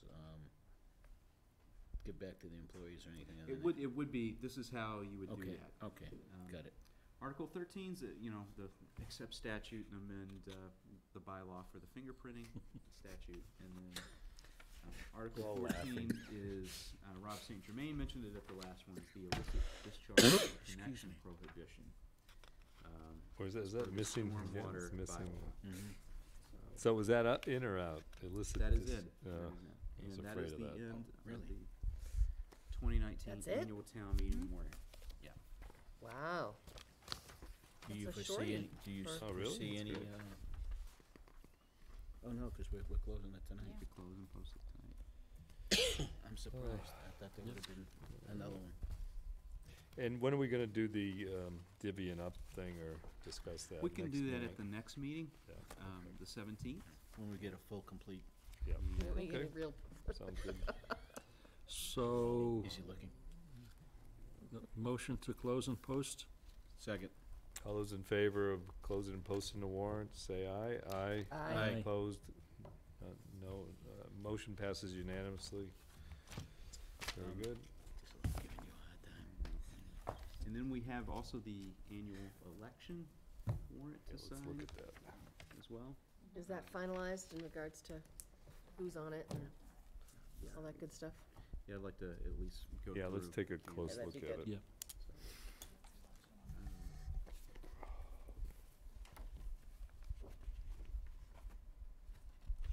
Yep, so this is the annual town election warrant for the offices of moderator for 1 3-year term, Board of Selectmen, 2 for 3-year terms, the assessor, 1 for 3 years, school committee, 2 for 3 years, library trustee, 1 for 3 years, a Board of Health, 1 for 1 3-year term, and the Board of Health for 1 1-year term, that's to fill in an unexpired term, and then planning board, vote for 1 for 5 years. Just need a motion to close and Could I, post. so are the names, I'm just, where are we? Are there No, actual That's people? the ballot. That's the ballot. So this is the, okay, very good. All right. So I this is move the that- warrant, this is the notification that Okay. this is I happening. move that Thank we you. close and post the 2019 annual town election warrant. Second. Motion's been made and second. All those in favor say aye. Aye. Opposed?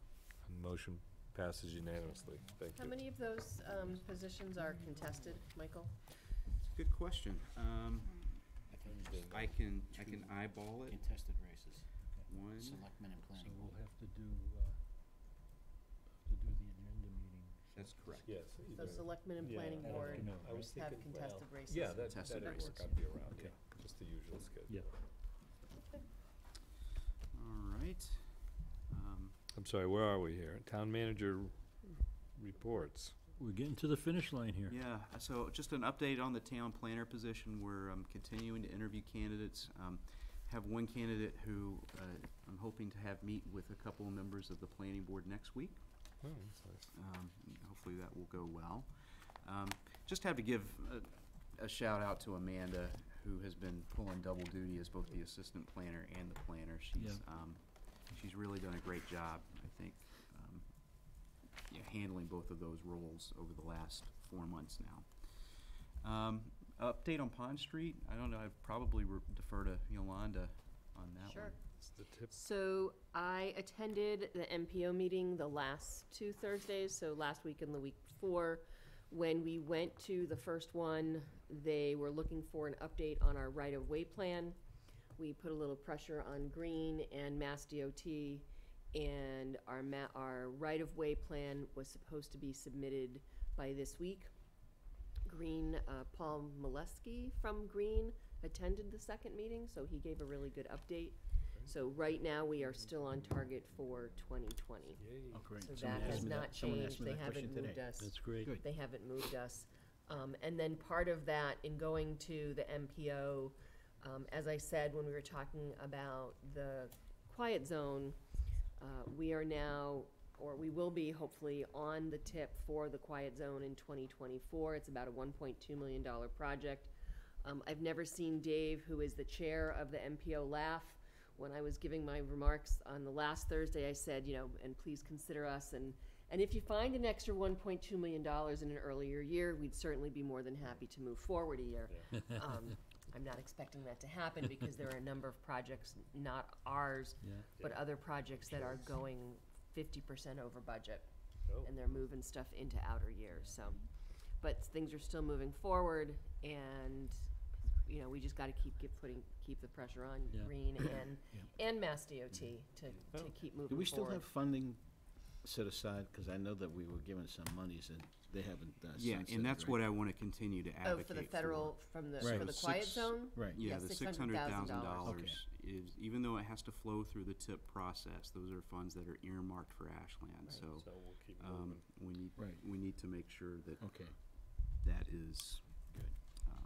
The other thing we should consider, and this might be for another discussion, is what other projects do we see that we wanna start putting proposals together to get on, so what, you know, once this TIP project is over, to get into the next cycle, we need to start thinking about what else we wanna do. Thank you. Thank you. And last but not least, the MWRA connection. So, had a conversation with Doug. We're actually looking at putting the connection work itself out to bid within the next couple of months. Wow, great. So, so that's gonna be done through Southborough. I think he did wanna have Lisa still look at some of the things, and we're still going through the OP10 application process, and there's something that has to happen in the legislature, but the infrastructure work that is expected to happen in the next couple of months, so that'll be a real nice ribbon cutting to be at. So the Another one route's to still check gonna be off the the same list. route? Yeah. I'm sorry? The construction route's still gonna be the same, coming from Thomas Rowe?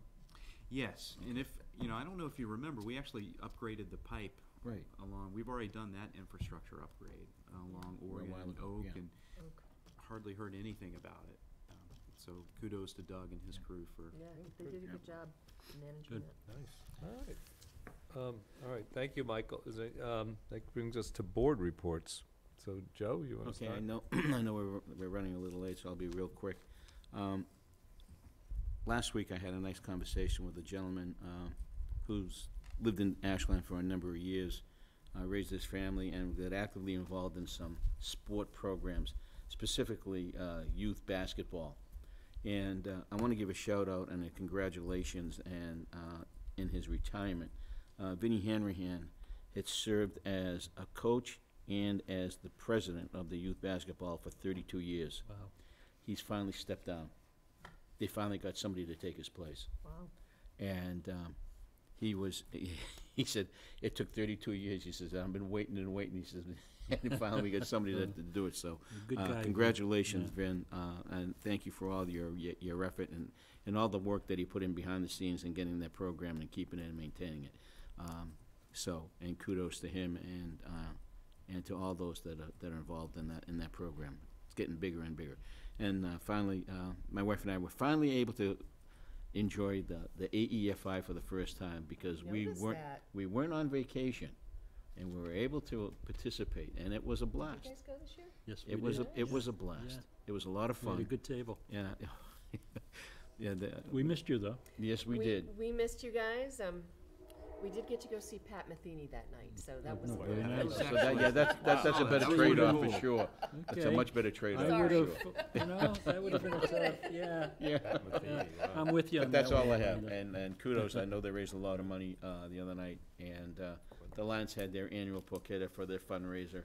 And that was a lot of fun too at the, VFW, and kudos to them. And all their money goes to, iResearch, so I greatly appreciate all their efforts, so, that's it. Thanks. good.